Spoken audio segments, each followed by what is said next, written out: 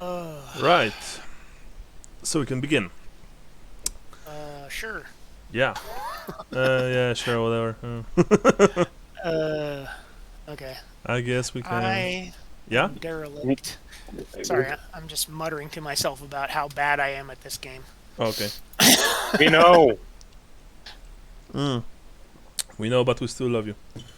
Uh, So, let's start with experience points, I guess. Does anyone want to buy any advances? Gustav. I will take Savvy Mm-hmm. and I guess Haggle. Savvy and Haggle. Okay, sure. You had Haggle already, or are you just buying it? I'm buying it for the first time. Okay, no problem. Johannes? Now, correct me if I'm wrong, but on the either or one or the other, you can only take one, or can you take the second one later? So like heal yeah. or prepare poison. The second one you can take after you finish your career. Okay, Yeah. got it. So. Oh, I didn't realize that. Yeah. When you have the I thought it was gone forever. No. When you have or option, you can only choose one, and the other one you can choose, for example, during your next career, after you finish this one. Okay. Yeah. Alrighty. Okay, so then what I will do, I think just to, unless let me look at, okay, I don't have that. That won't help me. I think what I'm going to do is I'm going to spend 200 to get +2 wounds. Awesome. Yeah, that's because I feel like that's something I need. That's a good investment. How much wounds do you have now? How many wounds? Now sorry? with +2 I have 12. Nice. That's a respectable amount. Sure. Oh, I don't have a respectable amount, so it's alright. No worries. How many wounds do you have? I've only got 8. Oh, you are. You should have 6 because you're a halfling. Yeah. Boom, boom. You are a halfling, but in the future, maybe you have more. By the way, what do you want to buy, Lambert? So I picked up disguise. This disguise because of my experience with Marla, and I picked up some fellowship because I bullshitted that guy for like 10 minutes. Okay, sure. Yeah, just so you guys know, or rather remember, you can buy any trait without problems. Most of the stats also without problems. But if you want certain skills, like for example read write, then some of them you have to learn over a course of X number of sessions. But for example, Haggle is something so common in the old world that Gustav could just taken it now because he used to Haggle a lot in the past. Now he's just better at it. Yeah, you gotta learn how to drink alcohol. Yeah. Yeah. Well, actually, you do. Yeah, actually, that's funny enough. But yeah, you do. You need to skill. Yeah. You need to know how to drink, not to get drunk with 2 beers. Yeah. So okay, that's that. And Creepio, what about you? I don't really have a soldier sheet, so I don't really know what my options Let me are. see if I can find it here for you real quick. I've got. I've got it open. Yeah, I also have my rule book. Soldier, right? All right. Soldier. Yeah, soldier. He doesn't have a rule book. Oh, he doesn't have it? No. Yeah, he doesn't have the rule book. Yeah. Let me move something to there. I should probably just pick it up on RPG. I have Polish version, so I unfortunately can't even paste what you need, but I should have Carrier Compendium online somewhere. So yeah. I can send it to him if he shoots me his email. I'll send it to him. We can screenshot the profile for now and put it in the Discord, right? Yeah. How do I do that? Snipping tool. How do I screenshot? Just type go to your Windows button and type SNIP snip. So when you take an advance on that advanced profile, just cross out whatever. Okay, and snip. I also have the compendium here. Remember, if you guys need any book in PDF, I can send it to you. As long as as you're not redistributing it, it's all fine. So yeah. Hey. Oh yeah, here it is. All right. Oh, I think you. Boom. Hey, there we go.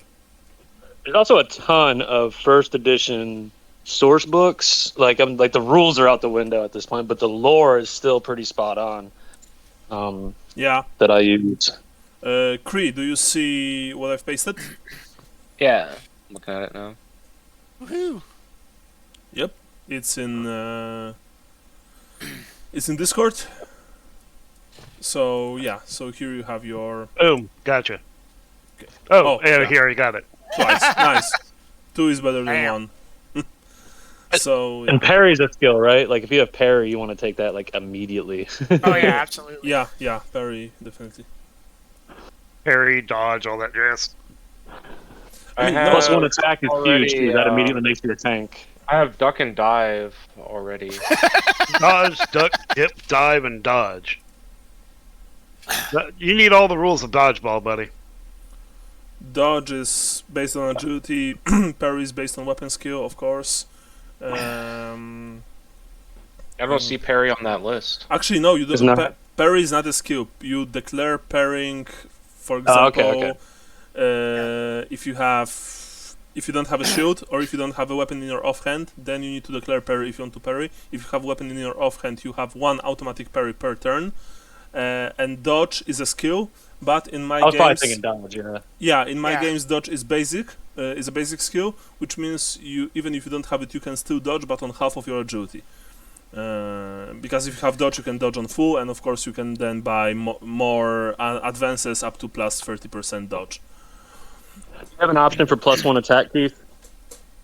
Yeah, it's also very good. Yeah. Because you can that's you can do huge. multiple attacks then. Yeah. Strike Yeah. mighty blow. Yeah, strike mighty blow. I also saw specialist weapon group, which I don't know what it mechanically does, but being a 2-hand specialist just sounds kind of fun. Well, I know for sure I wanted to buy a. I want to take command from bossing the little man around outside the Conrad's house. Mm-hmm. So Yeah, that's command is kind of like when shit hits the fan, when everybody else is running around, like you keep your cool and you like have a plan, you know what I mean? Yeah, just remember that command usually means commanding NPCs. You can't really command your fellow players. Oh, I thought it helped with like if they had to pass willpower checks and stuff. Alright, I have it here.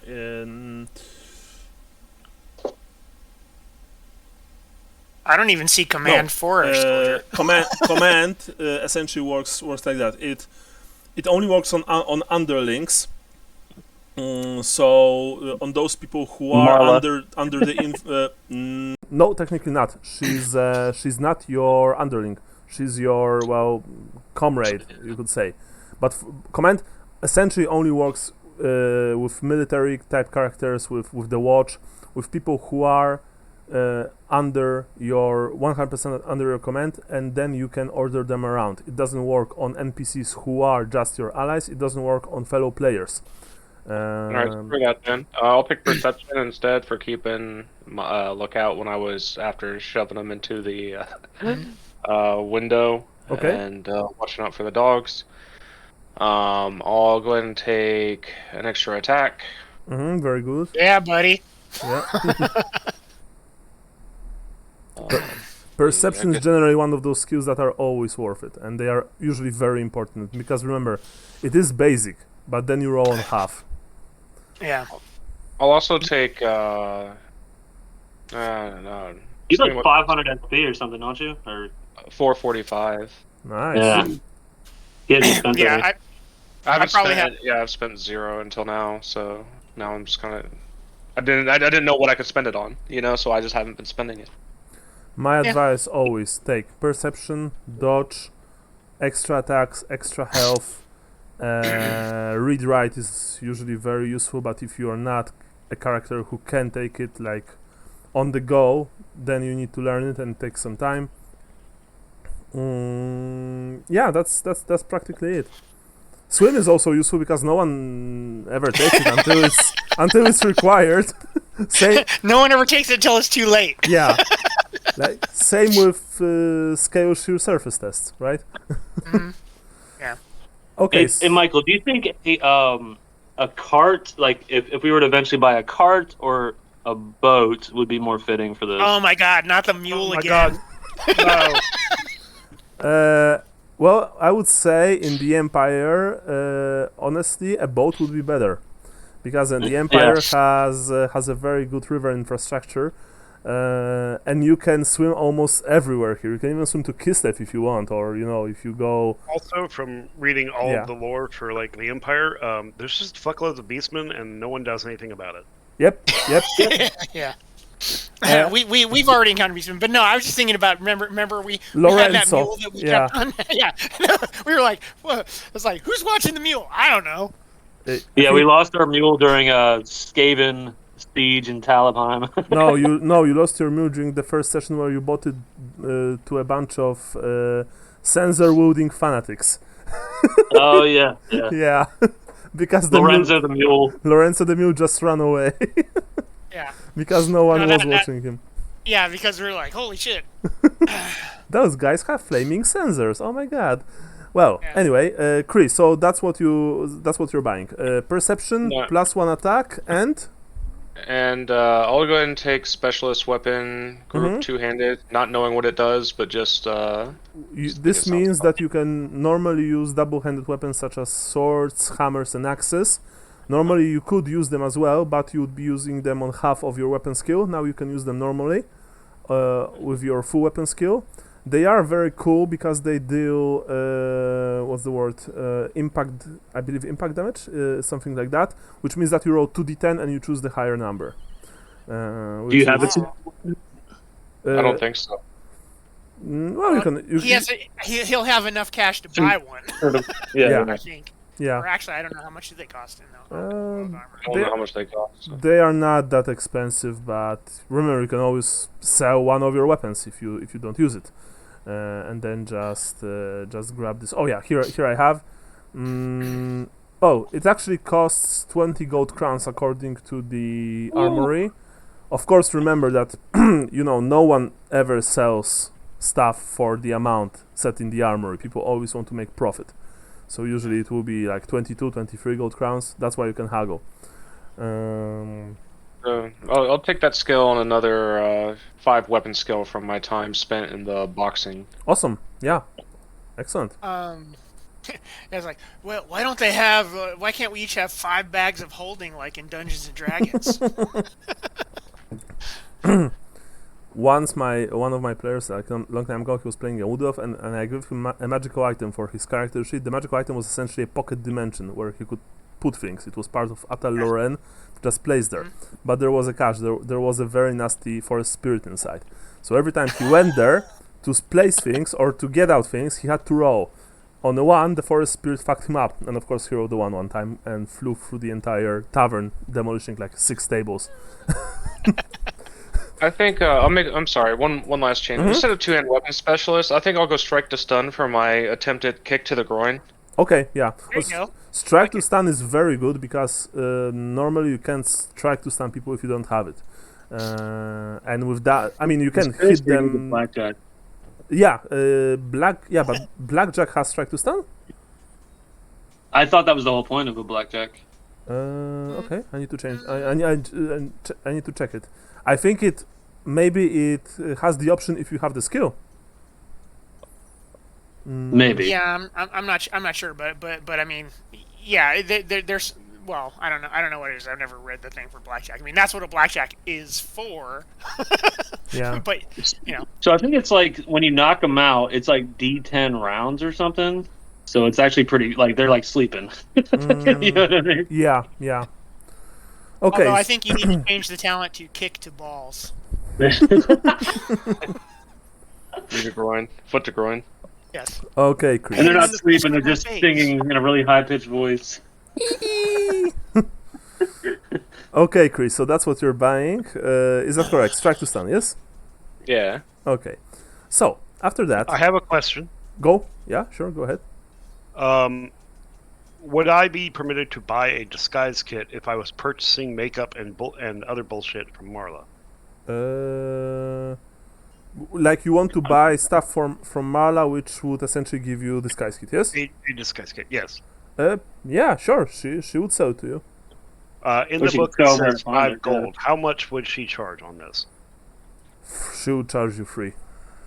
3? Yeah. Okay, that'll work. Yeah. Oh shit! I forgot to do Marla's character sheet. Yeah, like in your free time. No worries. I will create Okay. character sheet for her later. There's that. Just let me look at the encumbrance on that. one question: who's making notes today? I am. It's Jace. Okay. Yeah. You have document Cree, and we are now starting our second adventure in Aldorf. This is a classic one, but I'm of course not going to tell you the title yet. There's a big chance that some of you already played it. What happened after the last time? A couple of days passed. Nothing too interesting happened in the meantime. Of course, Aldorf is still a hotbed of activity with refugees from north and east flooding the city, with soldiers returning from war, Hallowite, and just shell shocked after witnessing the horrors. Horrors in the north, from the north rather. Sorry. The prices are skyrocketing. The gutters are just overflowing, and there are doomsayers and self-made prophets proclaiming that this is not over yet, that this is just the beginning. That the end of times are upon us, and whoa. That's what they said the last time. Yes. Yeah. And woe to everyone. Normal day in the Empire. Yeah, pretty much. And woe to everyone who's walking under the twin lights of More Sleep and Man Sleep, the twin moons. It's Fashion Week in Marienburg, though. Yeah. That said, of course, the Aldorf is also a place of huge, of many opportunities. There's even a saying that all roads lead to Aldorf, and this is true in more ways than one, because this is probably the most cosmopolitan city of the Empire, and perhaps of the old world, save for Marienburg itself. Of course, those people in Naun would like to claim otherwise, but they are a former capital and no one respects them. Thank you. But Down with Nome! down with the Elector Right, Countess that's Hassie. Yeah. But after successfully completing the task, or rather the job for what was his name actually? Thank you. Carsten Leibniz, yes. The man who owns a rather seedy tavern in which semi-legal fights are organized once a week. You are now all without a job, so to speak. Lambert, of course, is still, fighting for the rights of halflings. Johannes occasionally slips some light laxative to the shepherd's wants patrons' drinks. Gustav is generally having a good time with Marla, and Creepio is just Creepio. Oh boy! Here at the Shalian Hospice if I had free time. Okay, yeah, sure. If I can find an orphanage, I'm gonna go donate a gold piece. There are quite a few orphanages. There are quite a few Shalian hospices, so you guys have no problems with that. That's An orphanage, huh? An orphanage? That's where the Empire keeps kidnapping baby halflings. It's indistinguishable. You can't tell us apart. They're actually adult halflings masquerading as babies. Hey, shut up. Shut your fucking mouth. Shut your fucking mouth. This is some Like, kind Do of you want to get Quinsbury up your ass? Shut up. this is some kind of weird toddler fetish. I don't want to hear anything about it. Psyop. Thank you. Psyop. Adult baby. Yeah, yeah. I was thinking of those Bugs Bunny cartoons or whatever, the the baby face Oh yeah, yeah. gangster. Yeah, Johannes, you were saying something. Weren't we supposed to divvy up money this time? Like, Yeah, you were we supposed didn't actually divvy it to. up? Yeah, you were supposed to divide the money because Last time Lambert helped you, as well as Marla, but of course Karsten had contract with 3 of you, with Gustav, Johannes, and Kree. And so he paid you a total, if I recall correctly, of 50 gold crowns for that. Which you gave that's not what I 6 have written down, but I'll take it. No, wait. well, you gave I think 6 he had given crowns us to a- me and 6 crowns to Marla. Okay. Is that Yeah. what?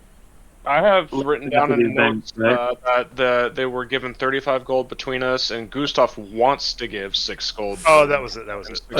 Yeah, because you guys received 15 gold before, and then after the completion of the job, 35 gold. That's right. Thank you. Of course. So yes, we were dividing that by 3 somehow. Yeah, so how do you want to divide the money? You guys got a total of 35 gold crowns. I say I we don't take really- 10 apiece and then give 5 to Marla. Sounds good. Yeah, that I'll take works. 10. Okay.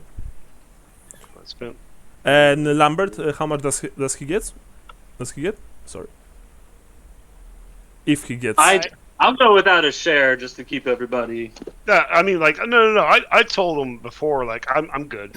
This first job, I only hopped in at the end, but it's a way of putting forward some trust between us, as you'll need it.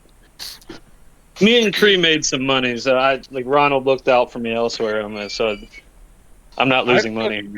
It's I all took right. I'll steal from somebody at some point. Listen, I'm the one that was in the fights and got booed. Okay, so so you divided the money essentially. You've given 5 to Marla. That said, Lambert, Marla gave you 2 gold crowns from her Okay. from her money, because she said that without your skills at the entrance to Conrad's house, the plan would Without my ability to not shut up. the plan would probably not work. That said, for now you really don't have any job, and probably the money you are earning rather you have a rather large amount of cash when it comes to your average outdoor citizen, right? I mean gold. Let's face it. But the thing is that one day you can be rich, the next day you can be a beggar, and no one really wants to be a beggar, right? Look for a loose floorboard in our downtime. Play gold and outdoors. Plenty of opportunities. That's true. That's true. That said, Lambert, you were one day you were contacted by by Dankmar Lightfoot. Yeah. You probably visited his shop, or maybe he sent a runner to you. Wherever you're staying. I mean, if you are staying at Marla's place, then she's. I'm staying at Marla's place. Yeah, then she's more than happy to accommodate you. And the runner essentially told you to meet with your. I don't remember if he's your uncle or if he's your brother, sister. My sister's brother's mother's. My sister-in-law's brother's mother's nephew's son. Okay, yeah. Yeah, that was it. Right? That was it. And when you went, when you went to his place, and of course you were given a tasty meal and a good drink to as a way of saying hello, how are you?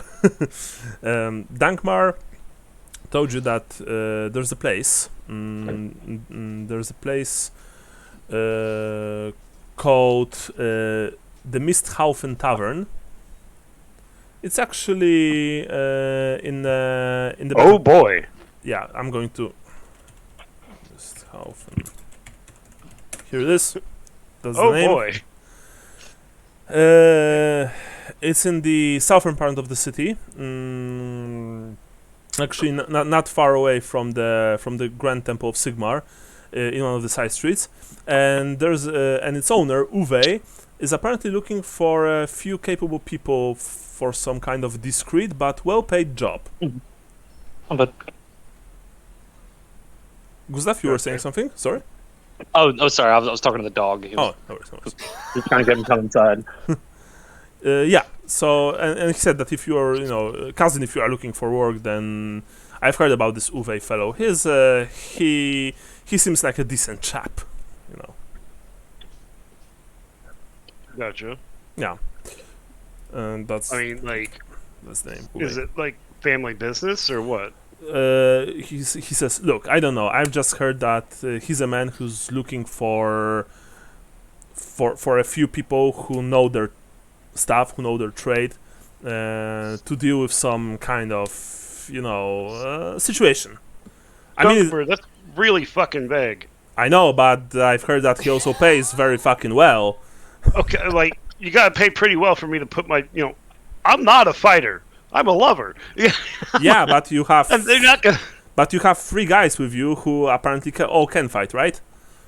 That remains One. to be seen. One. Well, 1 is better than none. You know what they say. And anyway, I didn't said anything about, fighting. Maybe this Uwe fellow just wants, to look at us. Maybe, yeah, maybe he just wants, You need somebody to Pervert. put a sheep's head in somebody's house. I'm your guy. Yeah, Hey, maybe. hey, it's the only way that guy can get off. So I think we did a good service.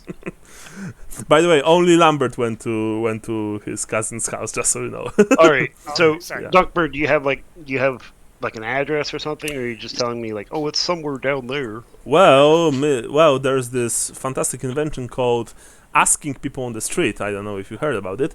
It seems like somebody who came asking around here told you what was wanted and where it was. I've told you the name, Misthaufen Tavern. It's located in a apparently very nice place, not far from the Grand Cathedral of Sigmar. So it's not some kind of dump. I presume you won't get shanked when you get there. It is unlikely that we will get shanked. I'm on board for it already. Yes. Then ask for Uwe, and what the hell, you can tell him if he'll give you in trouble that Dankmar Lightfoot sent you. My name means something in the city. Duvet, got it. Duvet. Uwe, like Uwe Boll, the famous director. Oh, Duvet, got it. Yeah, Like the Duvet. toilet. Yeah, Yeah, I worked with a brewer. He pronounced it uva, like grape in Spanish. Nice. He Uwe. was from He was from Dusseldorf. Really? Okay. Yeah, for reals. He was also 6'6" and over 300 pounds. And But wait. so everything in the brewery was eye height for him. So I had to like jump. Okay. That's not. It sounds like me. Yeah. Yeah, you've been given address, you've been given name. Are you returning to your comrades? I presume with the information, right? Yeah, I guess so. I mean, like, it's hard up here for finding a job. That's actually true. In Aldorf, if you are trying to find a normal job, because you guys are, what people consider generally adventurers, even though you're not really adventuring outside of the city, but whatever. But if you're looking for a normal job, now it's very hard to get one, and that's why Aldorf has such a huge problem with, with beggars and generally poor, desperate people who are just flooding the slums in the east part of the city. So you've returned to the Shepherd's Wand, where, for convenience sake, let's say that the rest of the gang are just have just finished their meal. Johannes, Gustav, Cree.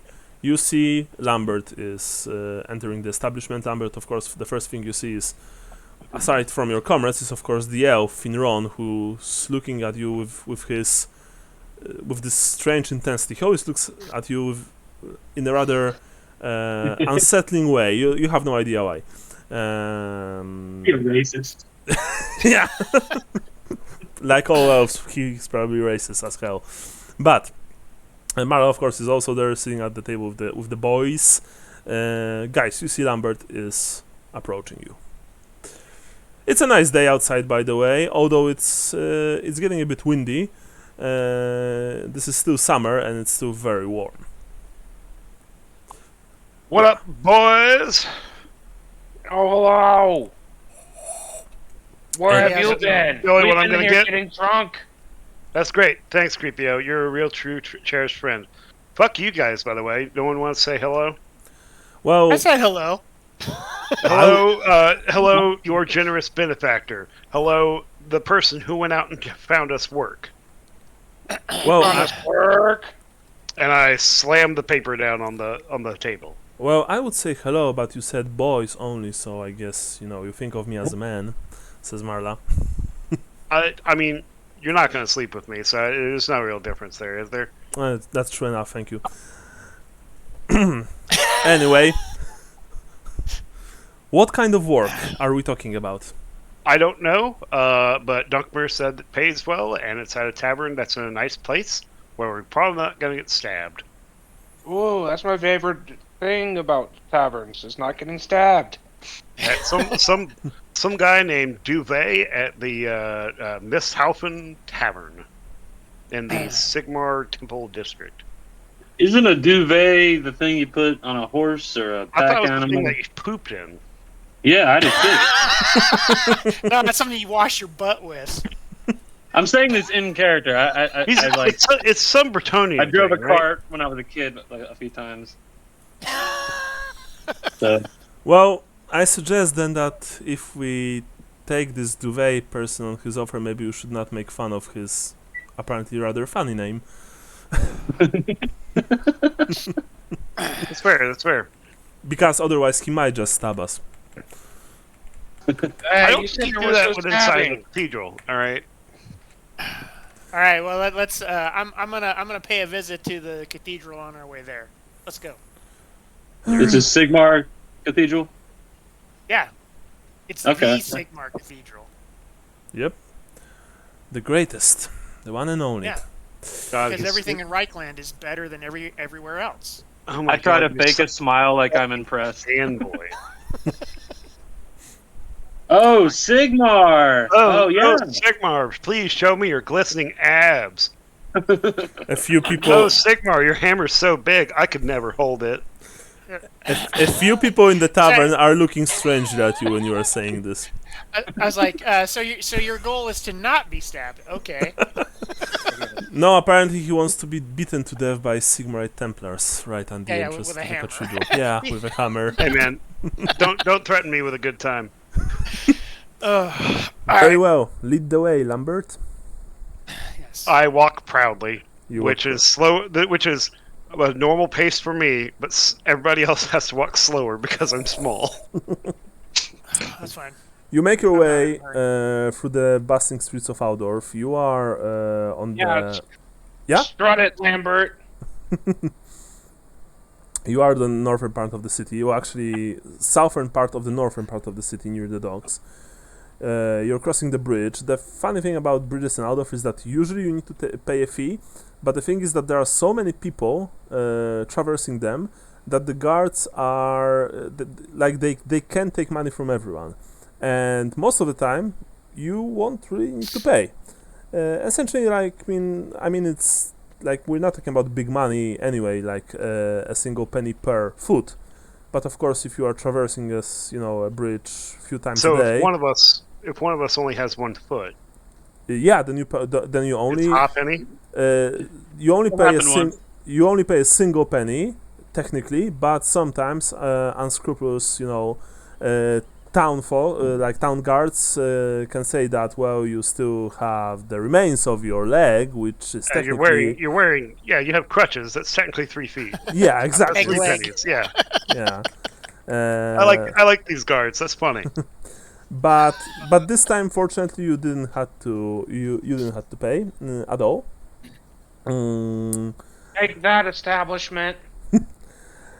But as you are traversing the bridge, of course, you see the uncountable number of ships, of rafts, boats, just making their way up the river, down the river.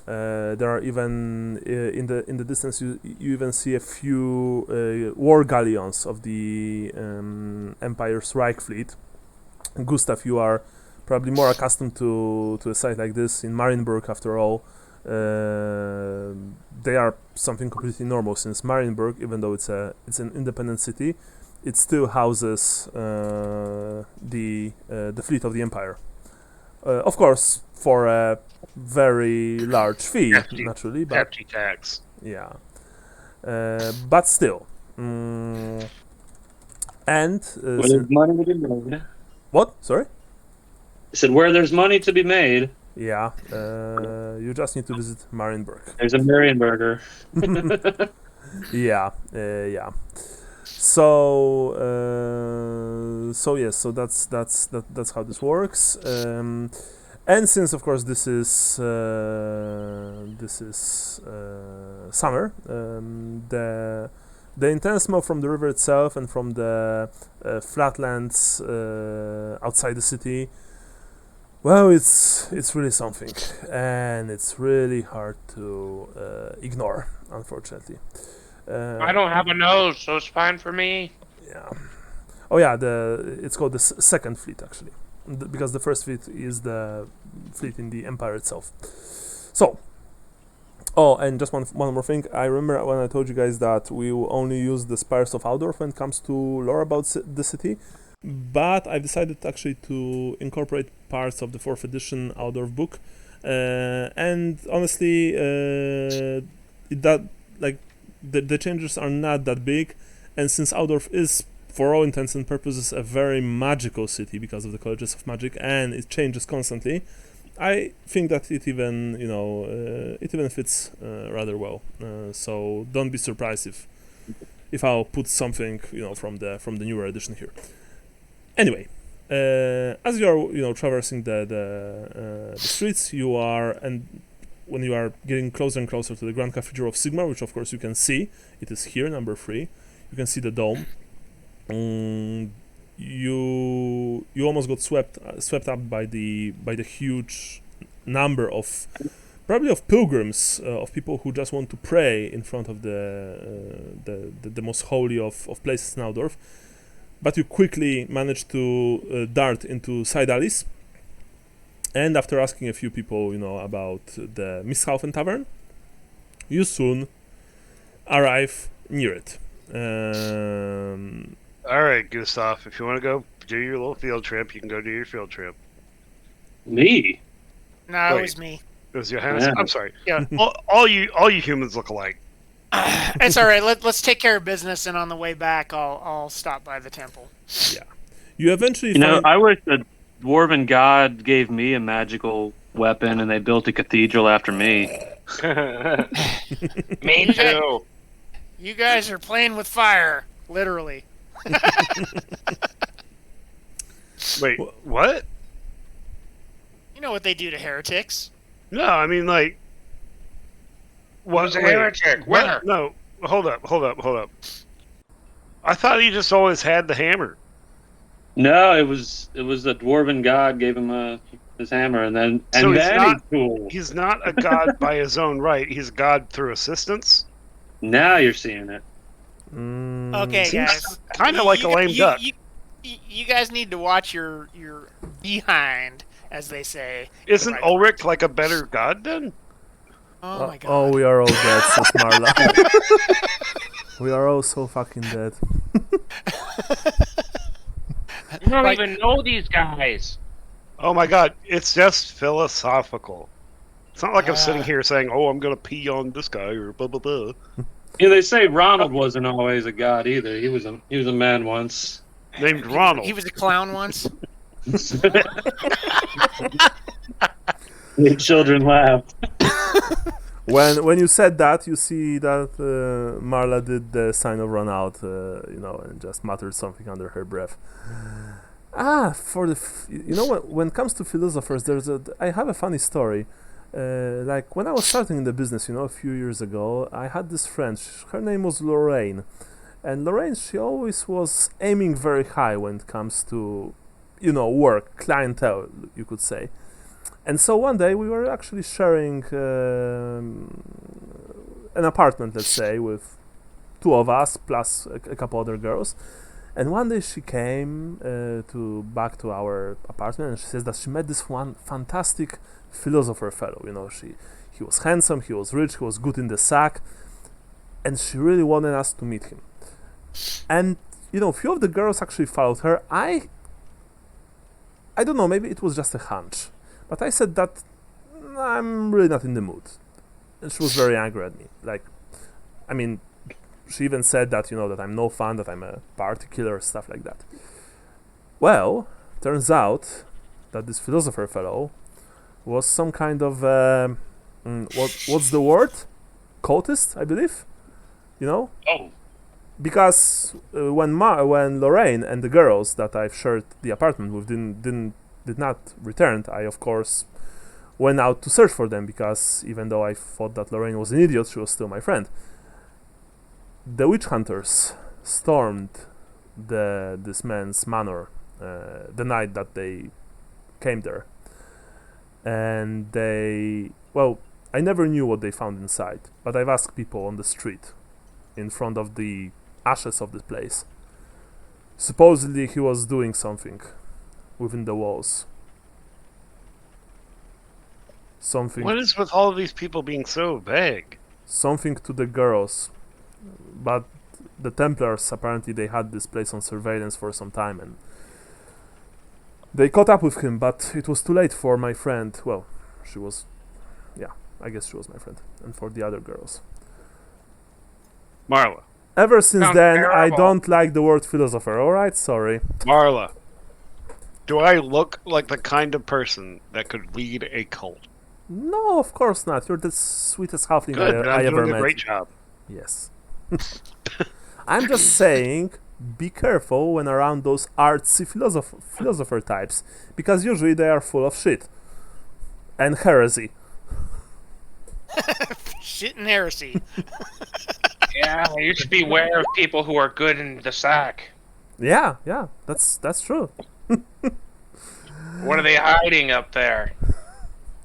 Well, I could tell you stories, Cree, but they are horror stories, so I'm not going to. Anyway, as you are talking, you suddenly find yourselves standing in front of a shabby little beer shop down one of the city's many back streets. This back street, even though it's relatively close to the Grand Cathedral, is not very crowded. The sign is very plain. It actually just has the name of the tavern. It's called Misthaufen. But from inside you can hear, you don't hear anything suspicious. You don't hear any sounds of brawling or of drunken revelry. It seems like your honest to Sigmar common beer house. It's early in the day. Yeah. What's the time of the day? Let's say that it's early afternoon. Okay. You enter inside. The place is clean enough, even though it has probably seen better days.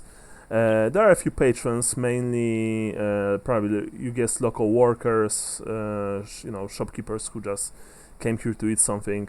There are like 2 or 3 drunks sitting near the walls. One of them is basically sleeping on the table. The other 2 are just downing ale after ale and having a good time. Behind the counter is a man, a fat, clearly good-natured man.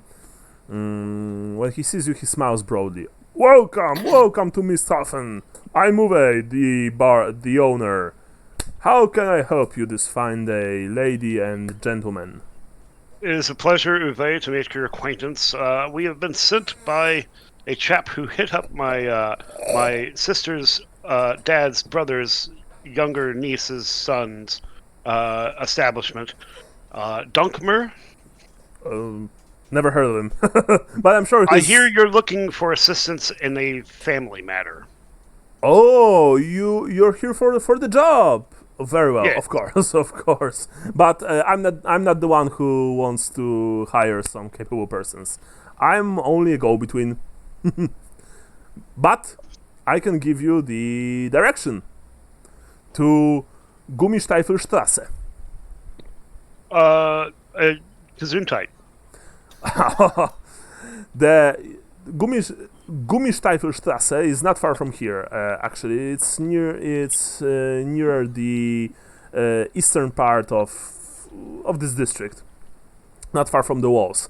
The house is called Der Gefliege Salat. Oh my god! I mean, I get like it's summer, it's really dusty, but you know, can we get you like a glass of water? Here, der Gefliegersalat. I put it. No, thank you. I'm fine. And he, produces a large stein of ale, downs half of it, and says, "Oh, by the way, for all of you, beer on the house." And he pours a large. You're gonna regret that. A large mug of ale for each of you. By the way, when you approach the counter, he presents one to you, Gustav, one to you, Johannes, of course, Lambert and Cree also, and the final one to Marla. On the house. He says large. It's probably the size of my head, man. Yeah, Karl Franz. Karl Franz, and a few people from the tavern. Karl Franz, they're drunk. Karl Franz. Oh boy. Anyway, it's not far from here. When you go there, tell them Uwe sent you. The man, he will pay you good money for the job. But as I said, I'm just a go-between. So I can't even give you all the details because I don't know any. Wow, that really is discreet.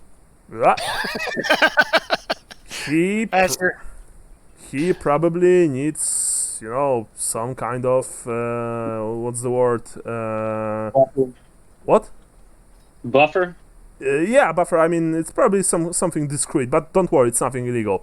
The chap in question is very eccentric, but he's a good fellow. Just don't be scared, I guess is the word, of his appearance. He's an odd duck. Let's just say. Is a duck, you say? I have a low tolerance for that. What part of the empire is that family name from? Duvet. No, it's not Duvet. It's Uwe. Uwe. Oh, okay. It's a first name. Dude, he just told you his name. Why did you call him that? Essentially, Uwe, I am so sorry for my compatriot. No worries. Lots of people mistake my name. I'm getting used to it. Fuck you. No, he didn't say that, of course.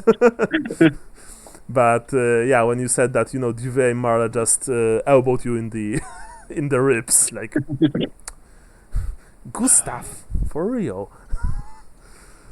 Well, anyway. Interesting name.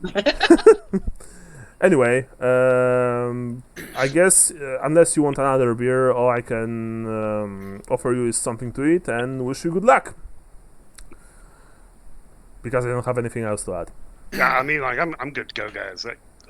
Halfling doesn't want food? Whoa! Dunkmer fed me, man. Dunkmer fed me. It's like going to a fucking all-you-can-eat buffet, man. No offense to, but I'm sure he's perfectly, has a perfectly fine cook here. But like, boy, I'm stuffed. I ate like 18 pastries, man. All right. Is there laws against carrying the beer with me outside? No. You can. Fantastic. You can take the mug with you. No worries. Thank you. I'm gonna get a quick refill here. If you want a refill, then you unfortunately need to pay for the refill. But it's only a single penny. I just pour my ale. It just so happens I have a so, couple of actual pennies. Yeah. Cree, what you were saying?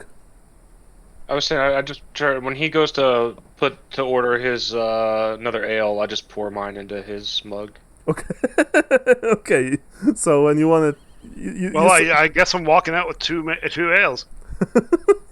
Yeah, you have you have Double two steins. You have two steins, and you walk outside. Uwe, wishes you all the best, and the last thing that you hear from him when you exit the tavern is his shout, Tell them Uwe sent you. Guys, we can open a tavern. We'll call it the Hammered Halfling. Well, the beer in this place in Misthalfen, even though it's not bad, it's also rather thin. So you literally need to drink a couple of them to even start getting tipsy. Yeah, it's Bud Light. Got it. Yeah, yeah, it's Bud Light. Stella Artois. So anyway, you were given directions from the man. That said, cheers. That said, as Shrek used to say, it's better from this hall, if I recall correctly, or from this side. Better out than in. Yeah, better out than in. So anyway, you really need to ask for directions because it's in a it's in a part of the city that you're not familiar with. Oh, by the way, Johannes, do you want to visit the temple first? Yeah, I just want to go. I want to pray and I want to drop off 2 shillings. Okay. Just while we're nearby. Yeah, I'm gonna drop off 2 shillings too, behind this alley. If you know what I mean. Drop a deuce. Oh, you want to use the latrines? Yes. Okay. No He wants worries. to use the duvet. Use the duvet. Okay, so once wait a second. Let me quickly check one thing.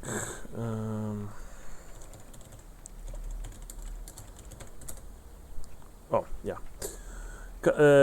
Actually, the Cathedral of Sigmar, also known as Holy Temple of Sigmar or the High Temple of Sigmar, is probably the second most important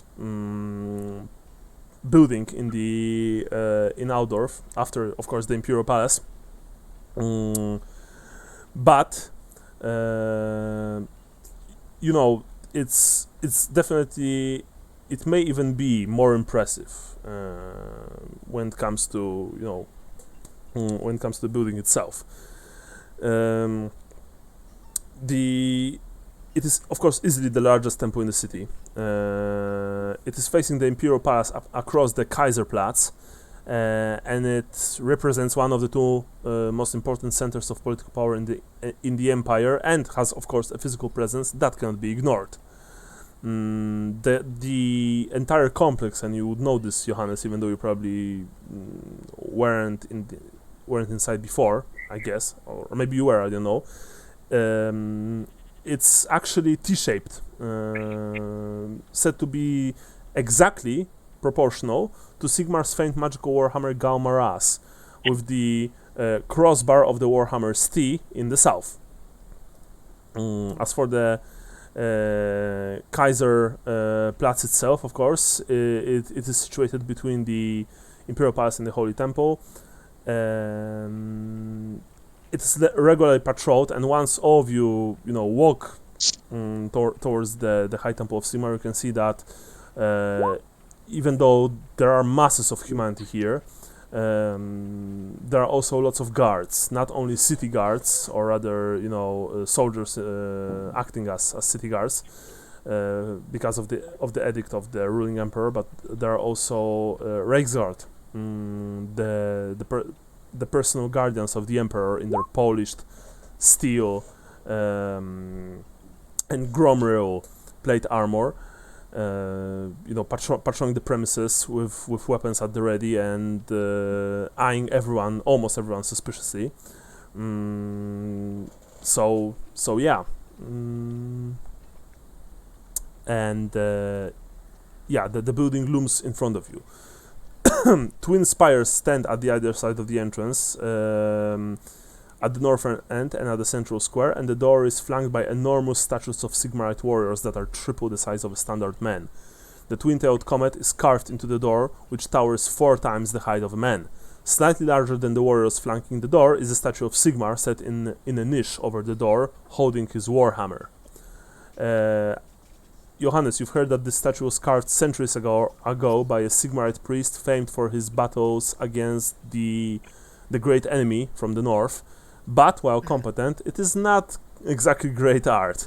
However, it has holy significance in itself, so the Grand Theogonist has always resisted occasional campaigns to have it moved somewhere else and replaced by a finer statue, of which the temple, of course, has several. Is only Johannes coming inside, or is anyone else also? I thought Cree wanted to. I'll check it out, but I'm not praying. Okay. Not really my thing. I'll stay outside. Okay. Don't really have church of Sargon's here. Okay. So Anyway, I you're the ignore shooting them. guy. I ignore them. I touch the boot of the statue for good luck, and I drop my 2 shillings in the alms box, mhm. and then I go to the pews, and I sit down and contemplate why I'm with these jerk offs. Like, and then I silently pray to Sigmar for good fortune and courage in our next endeavor. Okay. Do people Better like, companions. Don't forget better companions. do people like legitimately like kiss the statue's boots? Well, I touched it. yeah, people who are entering and exiting the cathedral are, passing their hands over the statues. They are actually no one's kissing the boots. in a few places they are very like smooth, you could say. Gustav, you were also saying something. Some real bootlickers going on. Got it. Yeah. No, I wouldn't say anything. Okay. important. Say that's how you get ahead in the empire. Come on. Marla also decided to enter and pray. Main hall. Well, once within, the smells of the street are overpowered by the smell of hundreds of people in a confined area. The temple is big, but there are still enough people that their sweat dominates the odors found within. The temple's sanctuary, of course, doesn't have pews. All worshippers must stand, as is the custom in every Sigmarite temple, and the roof soars over 20 yards into the air, topped by solid vaulting. The hall is aisled. The roof in the aisles a mere 10 yards from the ground. You also see, of course, great arches springing from marble pillars support the upper walls. In the center of each arch stands a statue of a great Sigmarite hero, twice the size of a man. There are 12 archers on each side, honoring the total of 24 heroes, and among them, is a bronze statue of the dwarf High King Kurgan Ironbird, the one who gave Sigmar his warhammer, Galmaras. As I understand it, the chapel here or the cathedral here is not made by human hand. It was made by dwarves. Actually, I thought so too. I think most Sigmar temples are, right? Not out of like provincial towns or any shit like that, but I mean like the temples in like Talabayan or Altdorf. Those are made by dwarf masons, right? You can roll Common Knowledge Empire if you have it. I don't have that. I've got. Okay. Yeah, I don't have that. I don't think it's going to be common knowledge among halflings either. Sure. Well, in that case, you don't really know if dwarves build it or if the humans build it with, for example, their. I'm saying it looks nicer than every other human building I've seen. So. Yeah. Just saying. You're noticing a trend here, though, right? Anyway, you can only hang on to coattails for so long. Johannes, when you dropped, your 2 shillings and you pray with, dozens, if not hundreds of other people in the inside. Most of them, of course, are well. This is a temple. This is not a place for talking. But you hear, of course, occasional conversation here and there, mostly about theological matters, of course. You hear even a couple of people speaking quietly about whether. Should Vauten, the supposed Sigmar reborn who disappeared in the north, whether he should be put here, whether his statue should be put here. You hear one of a man saying, "Well, I've heard that he single-handedly turned the tide against the invaders," while one of the women that's speaking to him is saying that, but he was a heretic. Our Grand Theogonist even said so. Which Grand Theogonist? The one who escaped to Marienburg, or Volkmar? And something like that. And but then you hear, and actually you even see in the corner of your eye, a warrior priest of Sigmar, armed and armored for war. Approaching the people and just quietly but deliberately shutting them up. Because Sigmar was a warrior god, and his priests are also warriors, and our martial aspects are prevalent in this place. It is guarded by armed men and women. There are, of course, many paintings, murals, depicting the greatest victories of Sigmarite faith. Mhm. You feel invigorated, and you pray to the man god for guidance and to show your friends the light. Mhm.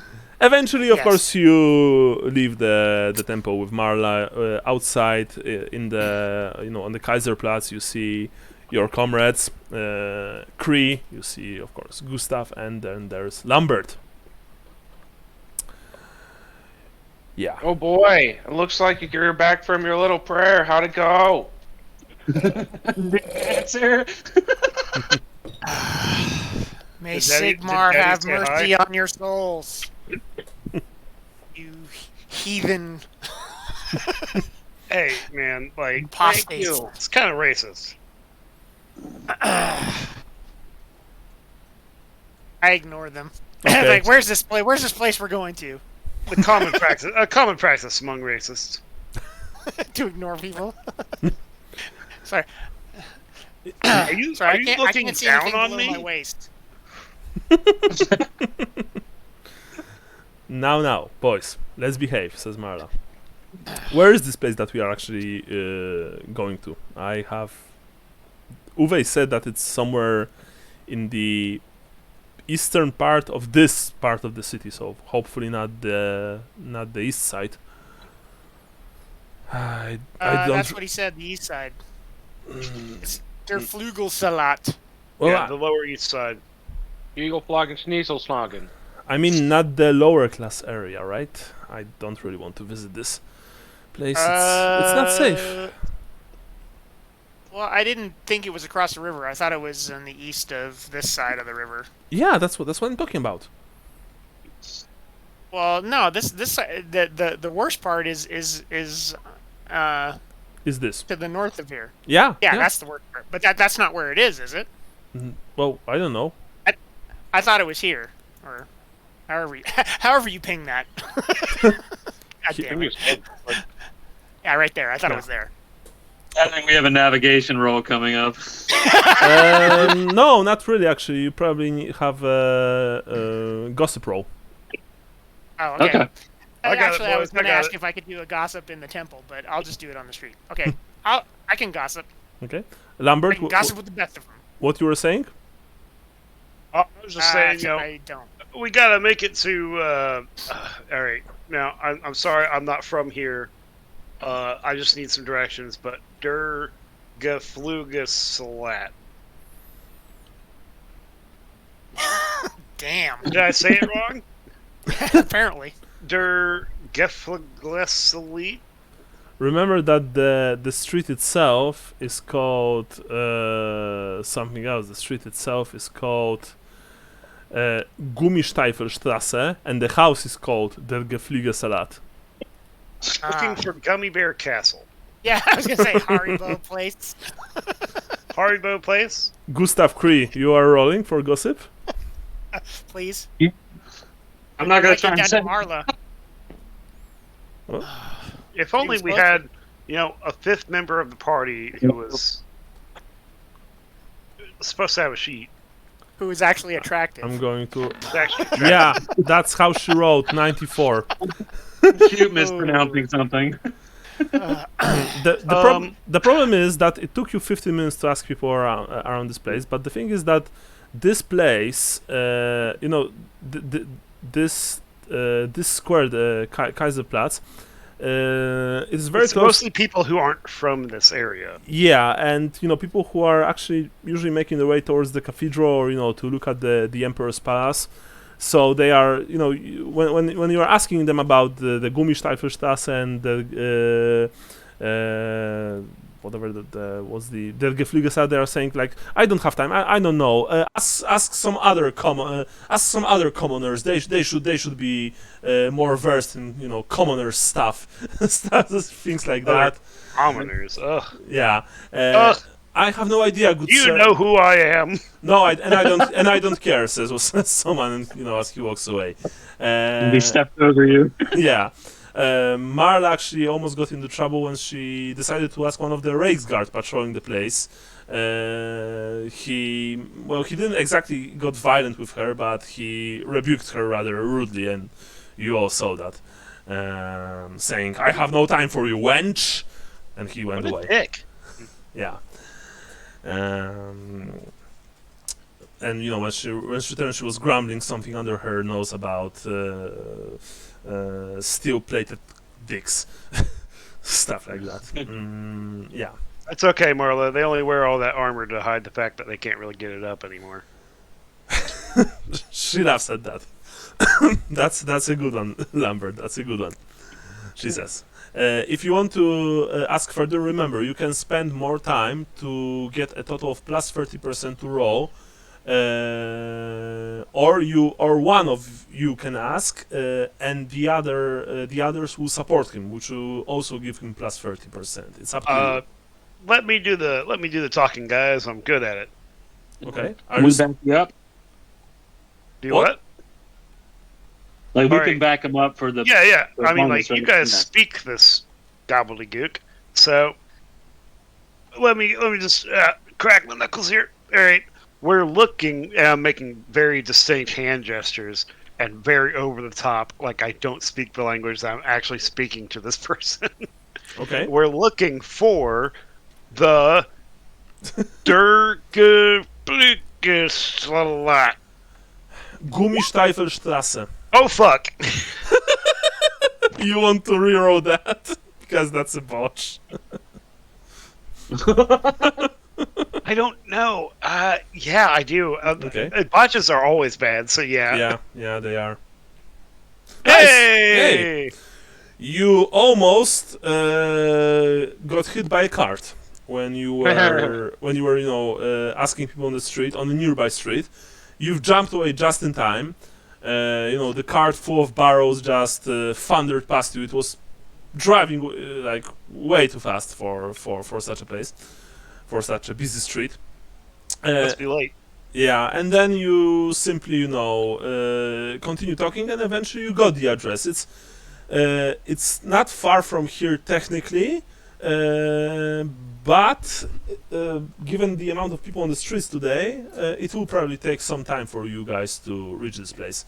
It is essentially, and you can see on the map, I'm going to ping it, it's somewhere here. It's near the walls, the southeastern walls of Altdorf itself.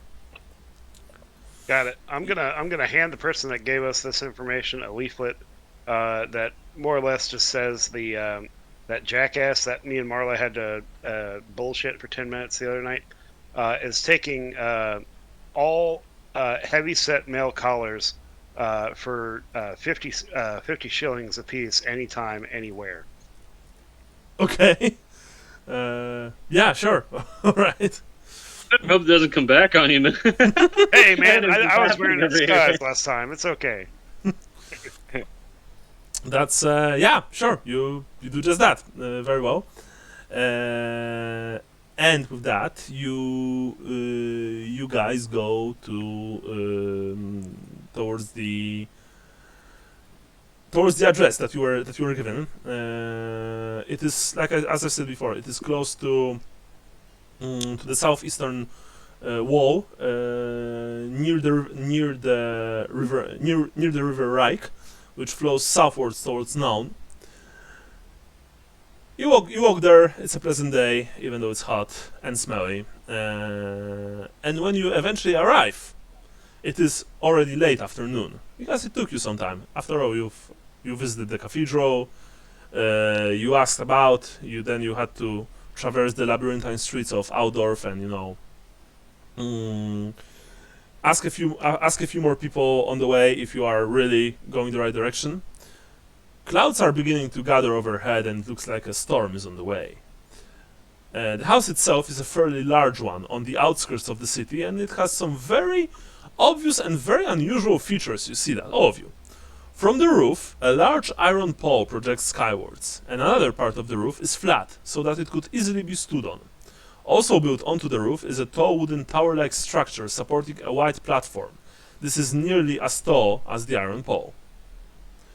You see the large double door, and you see that the large double door has a heavy rope hanging down at one side of it. A sign next to the rope reads something. Those of you who can read see, "Pull this, please." Sounds like a trap. So, what are you doing? I'll pull it, I guess. All of you approach the door. Oops, I was muted. No worries. I was just saying, I pull it immediately. So both of you, Gustav and Johannes, both of you approach the door. Kree, You get slimed. yeah. Kree, I presume you are standing in the back, right?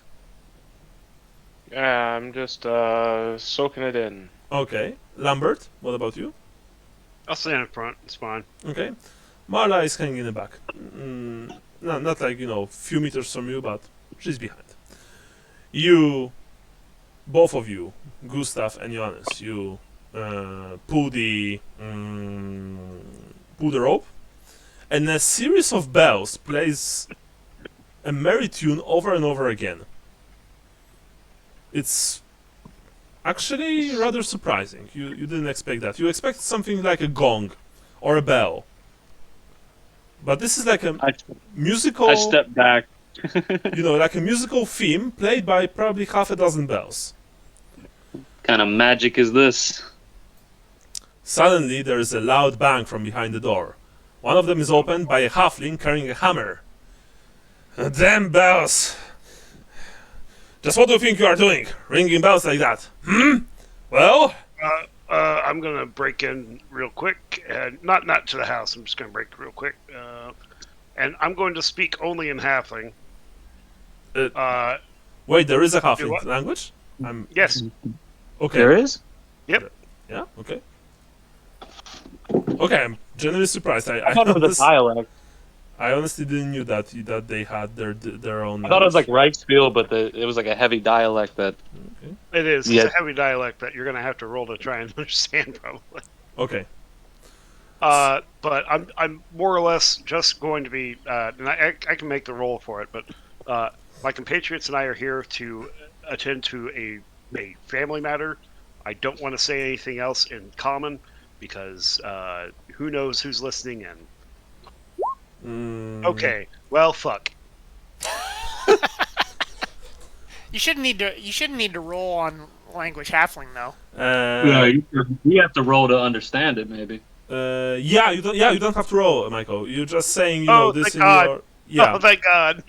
Yeah, you're just saying this in your fake accent. You guys, if you want to understand what he's saying, you have to roll, let's say, intelligence. With a -5 modifier. Shit. Jesus Christ. Natural linguist. I respond in half, and I'm like, speak clearly for everyone. Gustav, Gustav just hangs out with halflings. He don't want to talk about it, but yeah, he just hangs out with them all the time. Johannes? I think Yeah, sorry, Kree? What about? I think I'm too far away at this point. I'm gonna approach everyone during this time, so I'm not gonna even try to understand the halfling conversation happening. Okay, so just I am being a snob, and I don't listen to this kind of gutter talk.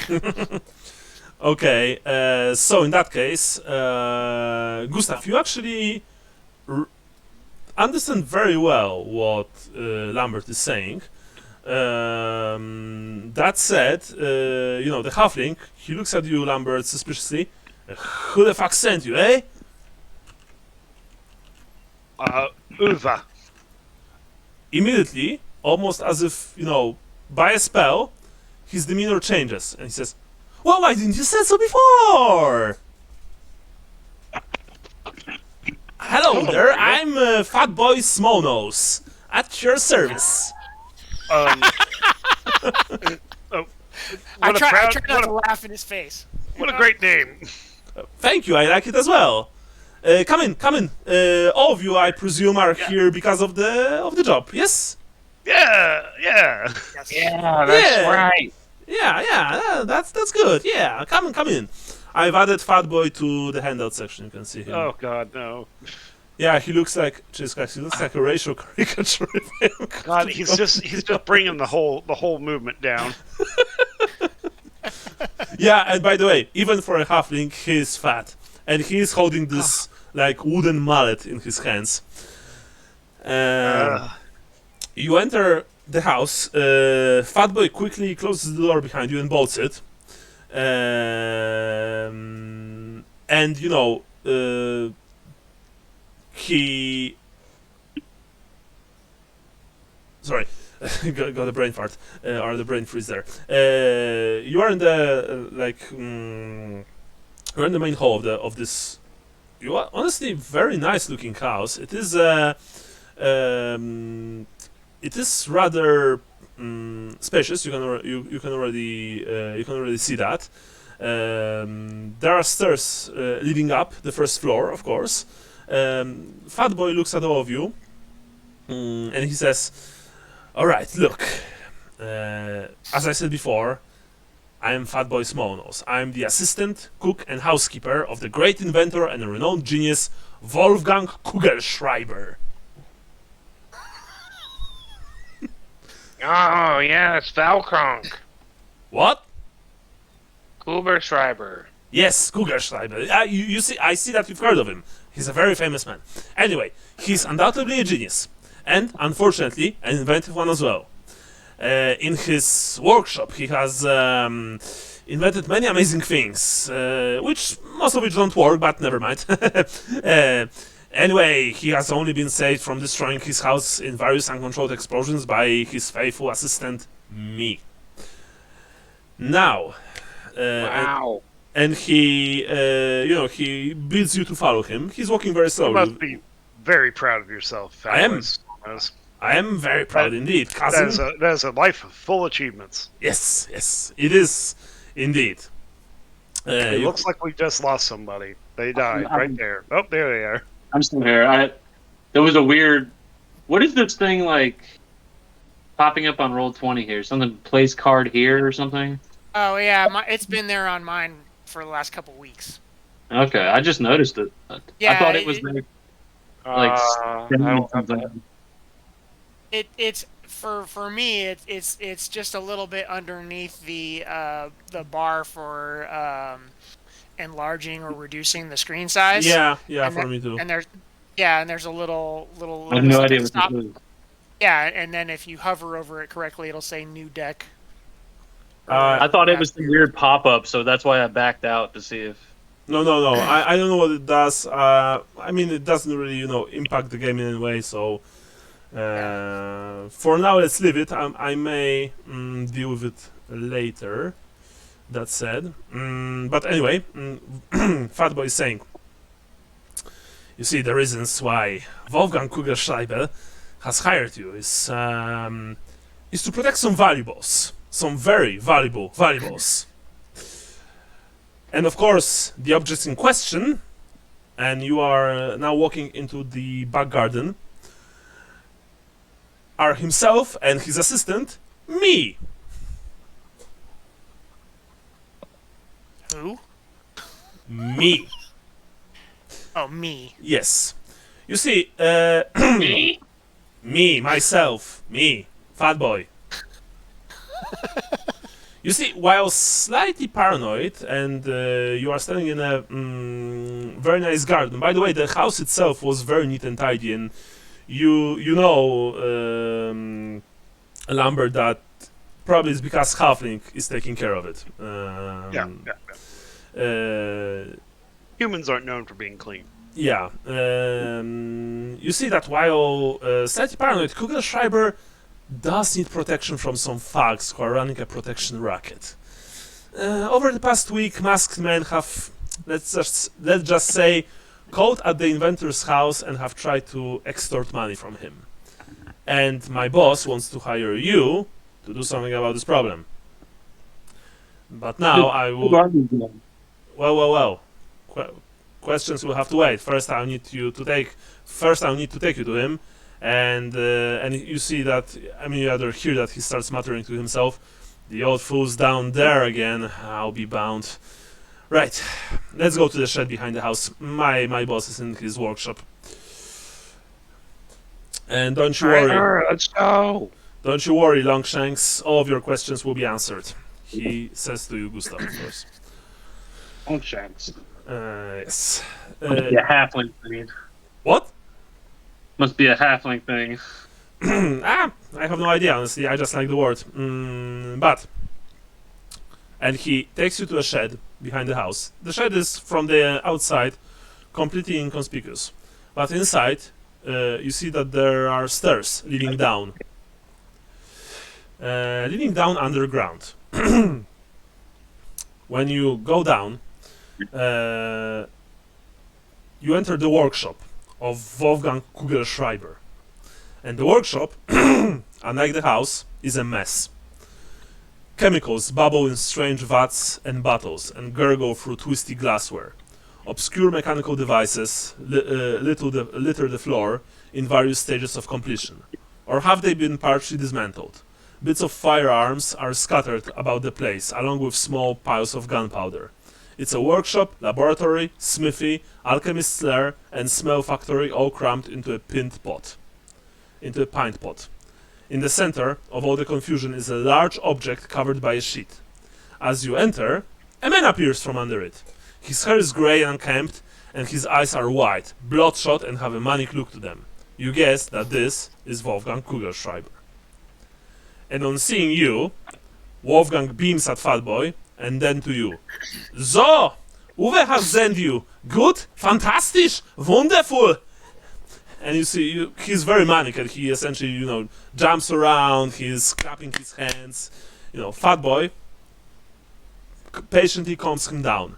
And then Wolfgang goes to say, "Ach, well, my good fellows, do you want to work for me or not?" You need some details, sir. Yeah, what is it again we're doing for you? We're keeping some thugs off of his heart. Wait a second, I'm going to upload Kugelschreiber's mug. All this time, by the way, Marla is not saying anything, but Gustav, when you take a look towards her, you see that she's pretty terrified.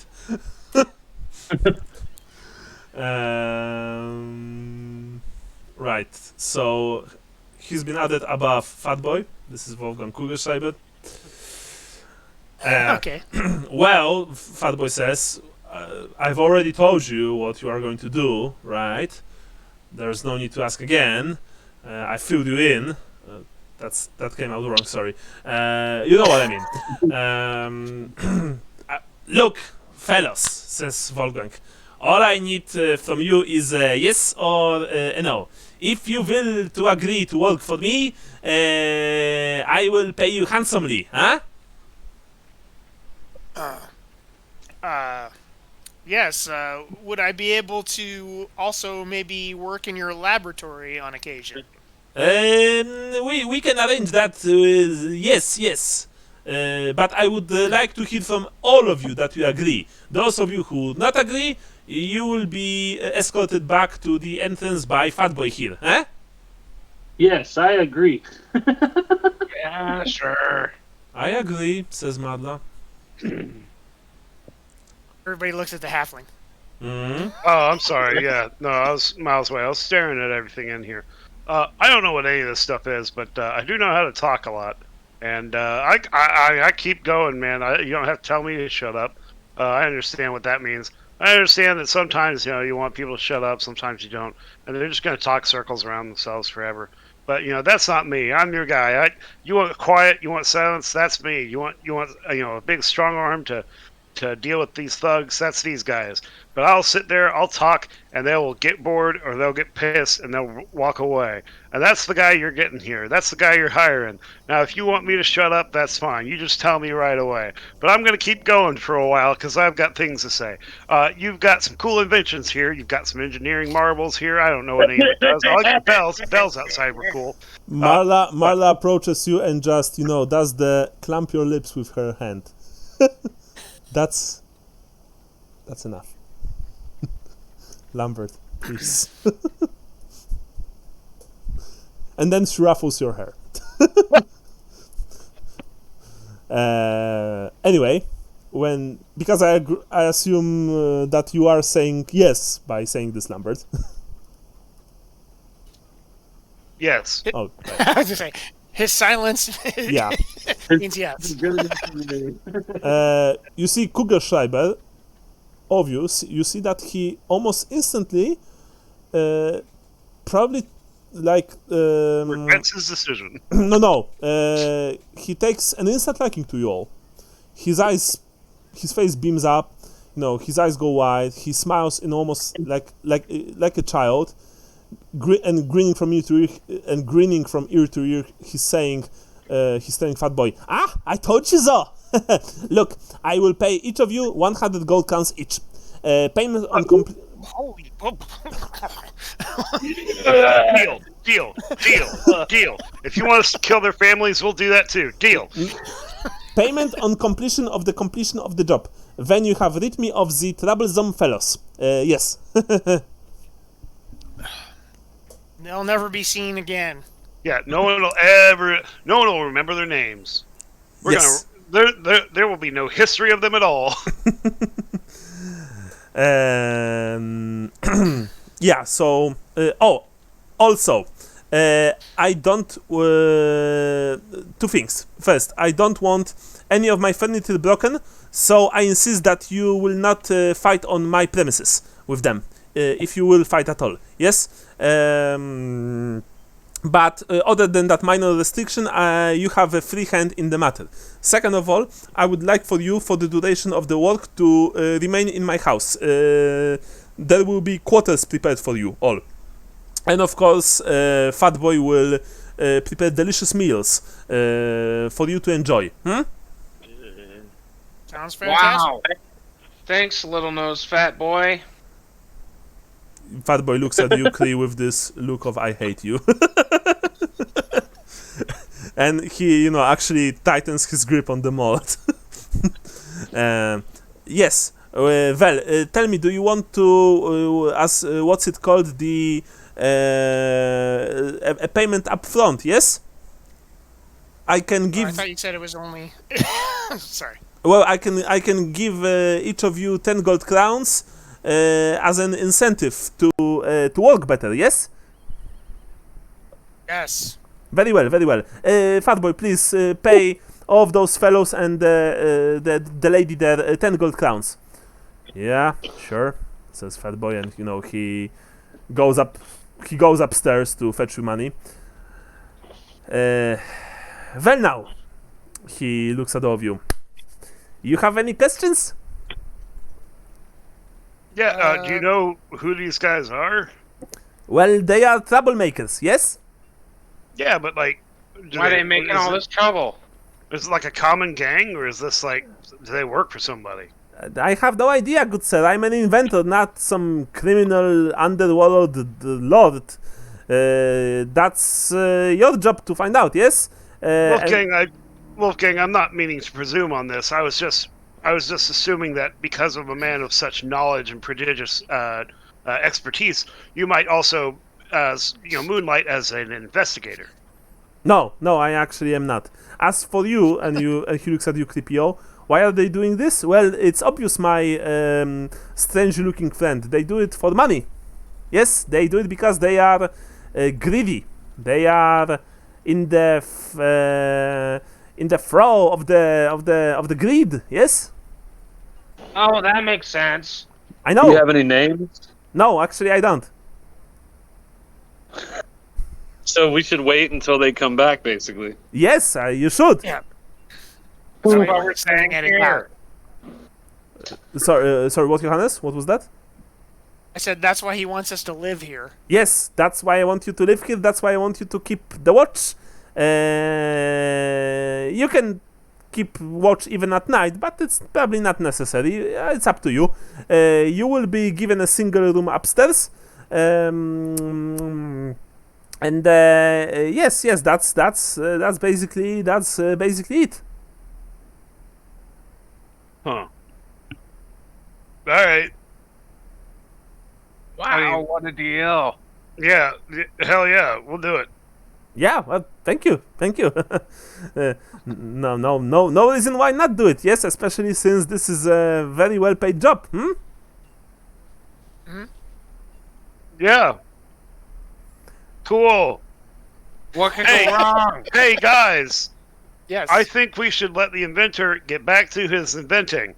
And that we should go upstairs and formulate how we can best do this job. Oh, Got it? one more thing. Well- Well now, you are my employee, so you can tell me what you think of this, eh? And with a flourish, you see the inventor pulls He whips his dick out.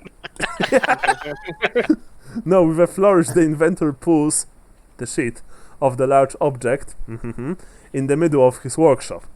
And beneath is, you guess, probably his latest creation, invention, whatever. He was working on it when you came in. It looks strange. It looks like a metal fish with fins. Large, it is large, bulbous, brass and bronze, and iron. It obviously takes much of its design from the appearance of a fish.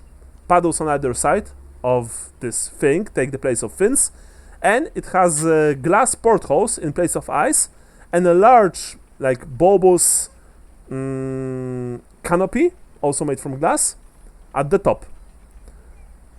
All of you look at it, and one thing occurs to you, and which probably didn't occur to Kugelschreiber, is that this thing is way too large to get out of the doorway or even up the steps. Is this like a sculpture? No, my friend, it is not. I call it Kugelmatic Underwatership. Kugelmatic. Got it. Hey, Wolfgang, I don't mean to be that guy, but I know a little bit about what floats. Is this not just gonna sink? No. Don't you see? It looks like a fish. It even has fins. Well, that's true. Fish do float. Yes, This is iron logic, man. I get it. I know. What the rest of you think about it, eh? It sure is ugly. Haha. But you are right. But looks don't matter. Only functionality does. By the way, that hasn't been my experience in life. oh. By the way, in handout section you can see Kugelmatic Underwater Ship. It looks like this. It's like the Amicus Cetus from Thief 2. Yeah. That is a deep cut. I am sorry, boys. My favorite game. Yep, It's that's actually, that's it the reminds Amicus me- Cetus right there. It actually reminds me of the submarine in the shape of a shark that was invented by Professor Calculus and. I thought you were saying like the submarine that's shaped like a shark from that old Lego set. Well, it could be that too, but what was it? Was it Red Rackham's Treasure? You got me. Boy, I thought I was old. Anyway, you look at it, and well, you guess that it's supposed to float and swim, but you have no idea how that would work. Yeah. Gustav, you're saying anything, or just looking at at this thing? Oh, Sorry, I was eating chicken. no worries. I'm looking at everything else in here. Like, this thing is cool, but I'm curious what else this guy has going on. You see that there are lots of things here, and there are lots of probably partially completed or maybe even just started projects. Strange contraptions like chemical sets, stuff like that. This is really a modern alchemists / inventors workshop. Anyway, Fatboy returns and handles each of you 10 gold crowns, so you can add 10 gold crowns to your character sheets. Gustav Fantastic. also note that Marla received 10 gold crowns, herself, and he says, "All right then, follow me. I'll show you to your room. It's a common room for all of you. I hope that you don't mind." come on, let's leave the old man alone. He needs to return to work. And you see that essentially Kugelschreiber once again put this large, sheet of cloth over the submersible and then ducked under it, and you hear sounds of hammers and screws and whatever, coming from underneath. Like, we get the impression that this guy actually has this money, right? Like, No, he We has all a- just got 10 gold, I think. That's pretty likely. yeah, but 90 gold each more. Like, I mean, like, all the projects this guy has going on, like, there's clearly money wrapped up in this, right? Yeah, I mean, and he has a very nice house, by the way. He has a Okay. servant. He and his servant are clearly well fed.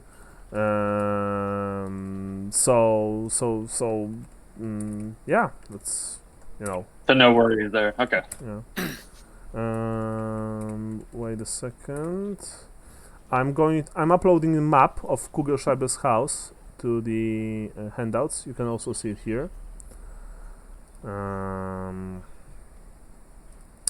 And I think I'm actually going to maybe even upload it or try to upload it to the main screen. Okay, that's what I thought you were doing. Yeah, no, it's Oh, in handouts. yeah, I see it. Yeah. Okay, so for now it will be Yeah. over the tavern map. I'll later remove it. Okay. Oh yeah. Actually, here it is. So So we get the unused room. Is that what's happening? No. Oh no, we get the players room. players' Got it. room. Fat Boy is taking you back inside the house. You go upstairs. He tells you basically where each of the room is. So, for example, he tells you that here's study, here's dining room where you eat. The meals are, he says that Wolfgang likes to eat together with him because that's like. That's his thing. So you all be invited, of course. Kitchen is right next to it, where Fat Boy is. He rules there. And upstairs, down the hallway, you can actually see the ground floor from the balcony. He shows you the inventor's room, he shows you his room, there's the unused room, of course, and then there's your room here. As you enter, you see that there's only a single, although rather large bed. He says, well, I didn't knew that there would be 5 of you. 2 can probably sleep on the bed. I'll organize you some cots and some extra pillows, don't worry. I hope that this is not a problem. And with that... I look at Marla. I look at Marla. I don't know. It's a room for you and Gustav. Well, we're not going... Don't make the sheets smell funny again. Like there's a platform up on the roof, right? Does that have like a roof over it? No, says Fat Boy. The platform is used for something else, and ideally you should not go out on the roof unless you need to. What's that big pole? It's for catching lightning. Like What? that's not a thing. Yes, it is a thing, says Halfling. The inventor uses it to harness the power of the heavens and to actually store it for his experiments. And That's cool. What about this bucket next to the bed? it's for... Does that catch lightning? No, it's for you know what. What else? What else? Washing your catches face in the morning. Sorry, what was that, Lambert? What were you saying? That would get it in trouble. What with else the catches Sigma lightning in the Rite. house? I don't know. Nothing other than the pole on the roof. Why are you asking, cousin? If I stand on that platform, can I catch lightning? During a storm? Yeah, there's a big chance for that. Is that safe? No. Oh, You Alright. you ask a lot of questions. Some of them are even smart, but I will need to excuse all of you. I will need to organize more cots for you, and then I'll need to prepare dinner for all of us. So, I can help with the cooking if you would like. thank you, but I'll be fine. So anyway, you can take a tour of the house, see what's where. If you really need to go to the roof, of course, go to the roof. Just be careful because there are things on the platform under the tarpaulin, delicate things. If you have any questions, you can find me in the kitchen. Cheerio. I would like to go down to the study and just kind of look around at the books and any papers or anything that might be in there. Okay. Marla is saying to you, Cree, look, Cree, we're not going to bump uglies when we are here, right? You don't have to worry about anything. I'm pretty sure she'd be the only one that's bumping into an ugly. Yeah. You don't have to worry about anything, right? I mean, but like the facts, I didn't knew that we are Sandy. I mean that we will be employed as a protection crew. Old, maybe there's a more diplomatic way out of this. Gustav. Yeah, I wonder who the protesters are. Gustav, I've met this kind of men before. There is no talking to them unless either gold or violence is involved. The problem here is if they were paid gold, they would just keep coming back. That's true. That's true. I have a quick statement that I would like to make. Please, I'm raising my hand. Okay. Mm-hmm. Okay. So, violence not being what we want off the bat, we want to try a diplomatic solution to this. Mm-hmm. However, there's also the law of nature, and we are right next to the canal. And these are some fine young men that are making their way downtown. You know, walking fast, all that jazz. Mm-hmm. Maybe we find out, can they swim? I think we should send him to Koenig's house. That's true. Let's send them to Koenig's house. I think that they should all get saved by more. Yeah, we can tell them. The money will be paid via an in between at Air Koenig's house. Just tell him the goat head sent you. I mean, says Marla, if they are the most inept racketeers in the world, they might fall for this.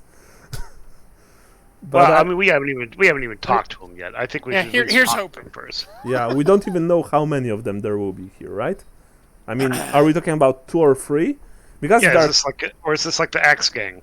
yeah, because if there are 2 or 3, then we can honestly take them. I can borrow a rolling pin from Fat Man and, or Fat Boy or whatever he's called. I'm sorry. Yes, fat boy, not fat man. sorry, Fat Boy. Out of self-preservation, I think we should make absolutely sure we are not stepping on the Union's toes. Because they'd be able to find us, because we know people involved with them. But isn't the Union this kind of a Thailand like organization? And like how big are they? Like what's the chance that like this is the Union we are talking about? Maybe these are just local crooks. Yeah. Maybe. Well, maybe we can get the we can get the Union involved to say like, hey, this guy's our friend. Leave him alone. I'm not sure I want to put my name in there. Yeah. Yeah. That's what Karsten said, that if we would ever decide to work for them, then it would probably be for life, right? And I'm not sure I'm not sure if I want to work for a bunch of hardcore Thailand crime lords. Life plus 100 years. Yeah, I had a few Thailand clients. They usually smell rather funny. A show of respect goes a long way, just making sure that this isn't something that would piss them off. That's true. Well, anyway, I'm actually going to take a tour of the house, says Marla. See what's where. I guess I'll see you boys during the dinner. I was going down to the study. I don't know what she's Yeah. No, I mean, you go to the study. Marla is essentially just, snooping around the house. I mean, she's not doing anything illegal. She's just looking at the furniture. I thought she was sneaking off. I'm gonna go over to the unused No. room. To where? To where are you going? The unused room. The unused room. The unused room, as the name implies, is unused. It's completely bare and empty. Actually, no. There is a trapdoor there leading up. Cool. Other than that, there's nothing here. I mean, you put that there just to make me feel short, didn't you? Well, I mean, there's a ladder leading up, so you can, you can go up over the ladder. Pretty high up. Yeah. Kree, what are you doing? Some moral help. I need a boost. A boost to my ego.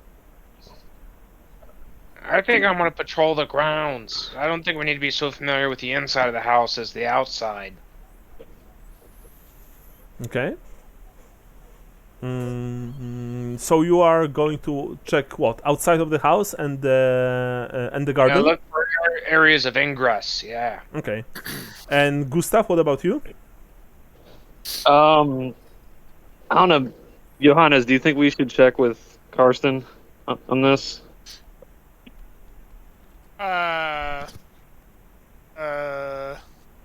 Not yet. I think let's figure out who these guys are before we start. We need to get a positive ID on these fellers. I think. Okay. I just want to be clear for right now, unless your life is threatened, no violence. Oh no, yeah, totally. That's Kree's job, not my job. No lethal violence. I point at my foot. I make the sign of the cross. I make the sign of the hammer. So you essentially disperse. Johannes, you go to the study and you check the books there. The books mainly concern mechanical things, engineering things, but there are also a few treatises about alchemy and botanic stuff. That said, that said, even though Kugelschreiber has a large collection of books, they're nothing that special. You guess that most of them could be found in a library. There are definitely no unique tomes here, no unique treatises. Yeah, but you can spend time here and read them if you want. Of course, it's like So that was what I was figuring. Is just I'd read the stuff that the botanicals and things that more relate to somehow into apothecaryism in there or a possible exit career. you have that, of course. You there are a few treatises about apothecary related topics. So yeah, without any problems. Mechanical engineering. Basically the idea is just that I figure if I have to kill time waiting for these yahoos to show up, I'm gonna be in the study reading just reading through books and killing time that way. I guess I'll go with Kree. Okay, Kree, you. Mm-hmm. I want to see if there's like alleyways nearby or something where like whatever thugs would congregate before they come here. Yeah, you take a quick look around the house. You check the garden, which is in a very decent condition. It's obvious that Fatboy is also taking care of it. You check outside, and this neighborhood, I mean, it's close to the walls of the city. So at some point of the day, it gets maybe a bit darker because the walls are just casting are obscuring sunlight to some degree. But honestly, the neighborhood doesn't seem too rough. It's your typical outdoor neighborhood. Of course, there are side streets. Of course, there are side alleys. That said, you've seen a few patrols here and there, consisting of outdoor city watch. Even though soldiers patrolling here, they're not as glamorous as those, for example, who are closer to the cathedral and the Emperor's Palace. Here, they are mainly armed with either spears or halberds, and they have leather armor instead of hauberks and steel helmets. But the thing is that you don't really see any unsavory types around. You don't see any gang signs, or what you would think are gang signs. Any dens, inns which could act as dens for robbers and bandits. It's pretty ordinary, honestly. So, Gotcha. Yeah. Can we take a quick 15? Yeah, sure. Let's take a quick break. I gotta go feed my son real quick. Sure. 15 minutes break. Yeah, sounds good. Bye.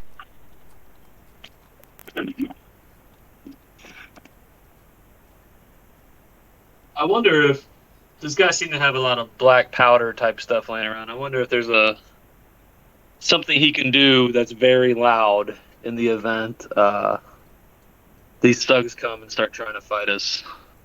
Yeah, let's line his gutters with black powder. Well, I don't mean blow the place up. I mean just like, Me neither. Just the the whole whole neighborhood that goes around the roof. That's another thing. Is maybe he could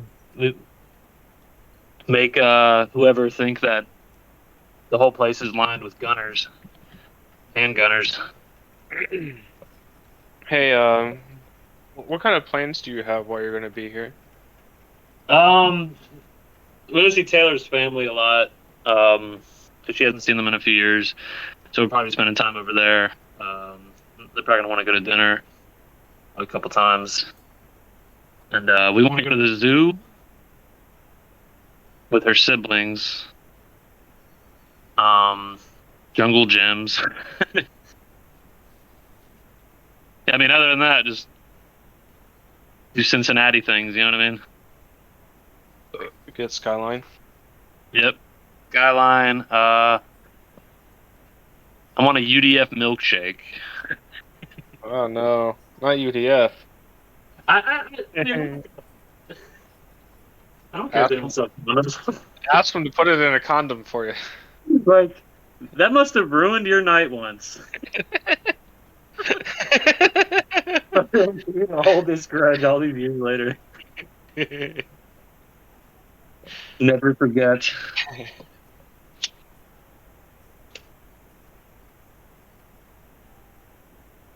I'm trying to think of other Cincinnati things. The zoo's pretty big. I mean, like, that's like known throughout the country. You know what I mean? The Cincinnati Zoo. Mm. And the zoo here is fucking lame. So we want to take him to the Cincinnati Zoo while we're there. It'd be a good thing to see. Weather's just getting nice too. Yeah. Do you have any plans or anything? I mean, other than game and hang out?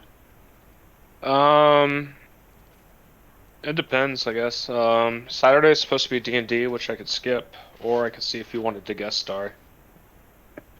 I mean, you can see, like, what the family's doing then. You know what I mean? You don't have to change any plans for me or anything. I mean, it's whatever. As far as I'm concerned, I can just give you a house key and you can come and go as you please. Okay, yeah. It's not like I'd need to be here for you to be here. I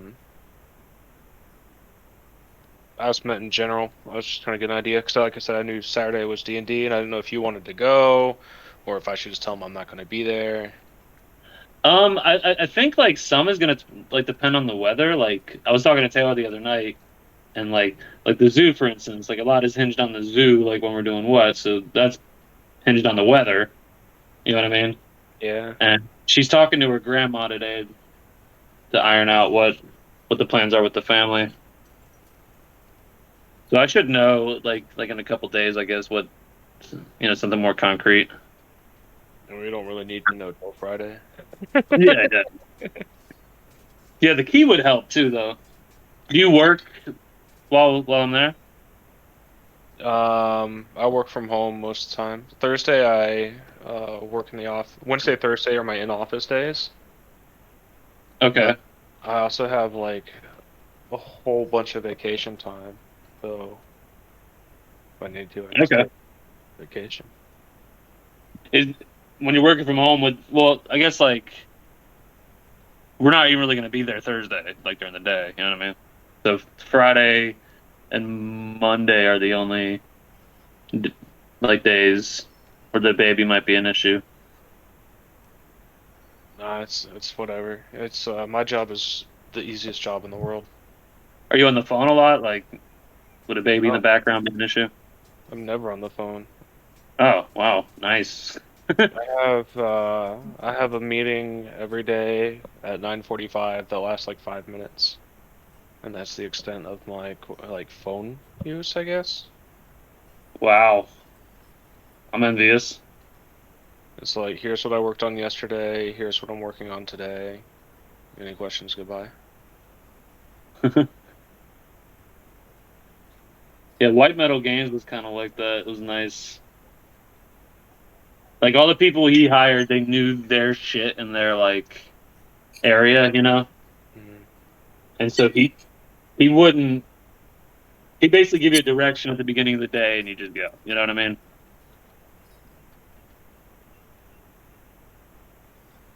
One of the only jobs I've ever had where the manager or your boss wasn't up your ass like for no reason at all.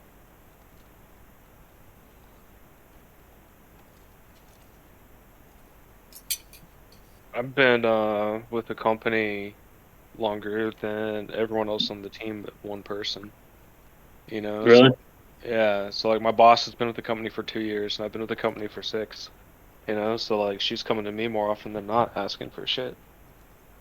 Do But at you that do you still point, like it? my job? Yeah. My job fucking rocks. Oh, cool. If I work 10 hours a week, I work a lot.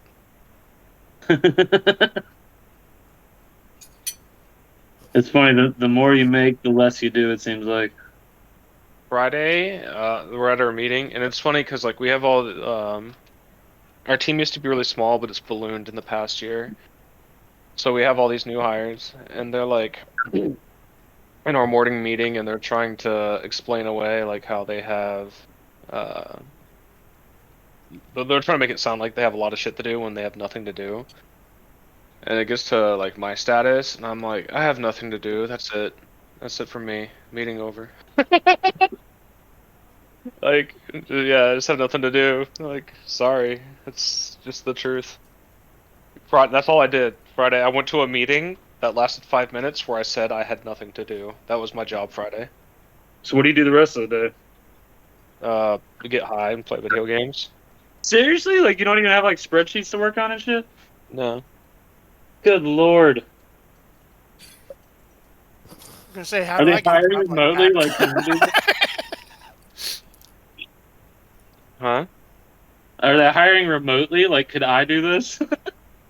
You gotta come to the office twice a week. You have to. Oh damn.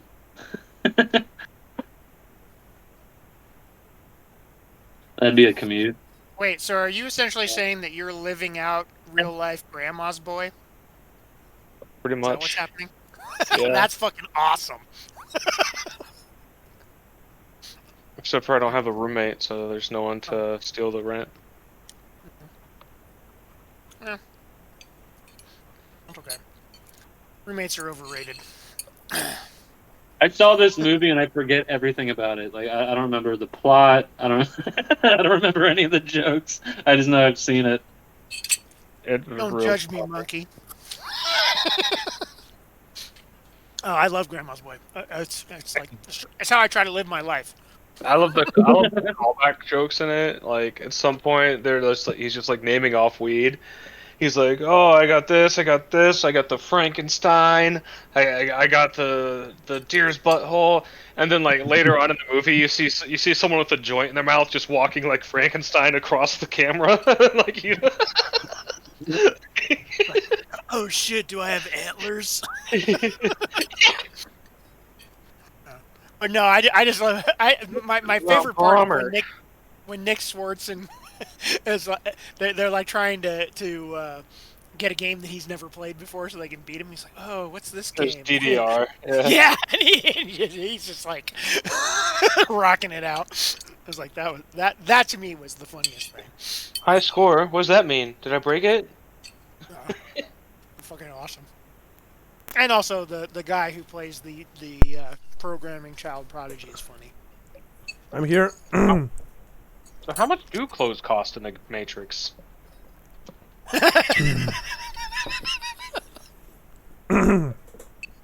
Everyone's here?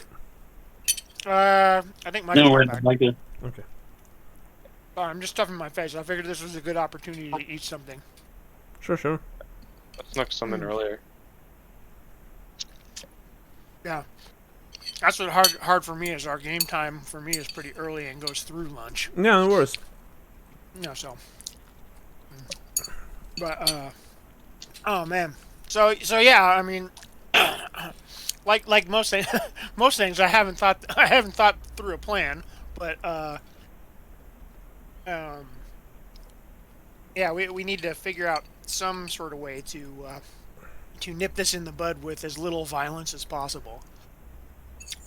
Says you. Well, I got one steel-toed boot, and it means business. we gotta live in this city for now, though. yeah, Not I mean, things like that. making well, it just depends on how powerful they are. Making enemies of dipshits is not a problem. Oh, we are getting paid a lot, so I'm slightly concerned here.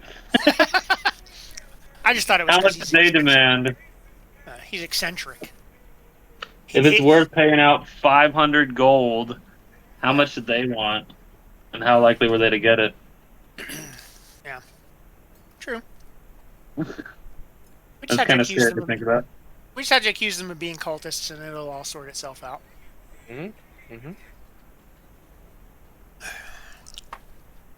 Although I guess okay. So I wonder that is something actually. Now that I think about it, like, would I know? Would I have any idea? Would it be common knowledge empire, or what would make somebody a cultist? Is that something a normal empire lander would know? Well, there's legal cults too. You know what I mean? So just saying cultist doesn't necessarily. Well, no. I mean cultist in the bad sense. Well, Yeah. not in the sanctions sense. That's what like priests are telling you every during the every praying day, Right. every Sunday, which I don't recall what's the Sunday in the Empire, but Sigmar Day. yeah, I actually think that it might be Sigmar Day. That the cultists are those people who strive from the light of Sigmar, who decide to abandon, the faith, who are selfish, who are unnecessary violent, and who just lost their way. Yeah. That's Sigmar only believes in necessary violence. that's how you make a cultist. Okay. Well, so I could attribute some of the things that Lambert has said to them, and they might get in trouble. Of course, if you would, for example, have theology and theology plus 30% plus maybe knowledge chaos, which Hey. I mean, if you would be playing a Templar Witch Hunter, you would be able to have knowledge like this. Then you would know more about how a cult is organized, why they are organized, stuff like that. Yeah. So Well, that's the only problem. If I was a witch hunter, I'd just go and kill them all. Hey guys, no worries. I'm back. So but I'm trying not to be that kind of character for this I've got time around. Duncan doesn't want to sleep yet, so I've got him with me. Sure thing. Okay. Sure thing. Right. So, Kree and Gustav, you did what I said before. You've checked the exterior. Johannes, you are reading your books. And Lambert, what are you doing? Are you going to the roof? Yeah, I was gonna get up on the roof, the safe place where you can smoke. Okay. Once you go out to the roof, you see that it's as I've described before. you see the iron pole projecting skywards. Part of the roof is flat, so it could be easily be stood on. This is the part where the ladder leads. Actually, there's also like a set of stairs going up, as you can see on the map, and it goes to the platform at the top. The platform, there are things there covered by the tarpaulin. What are you doing? It's probably a birdfish. Yeah, I'm actually gonna look around. Well, it's a pretty good view from here. I mean, it's only a first floor, but I mean it's roof above the first floor, so you see the roofs of nearby buildings. You see the wall rather well, the city wall.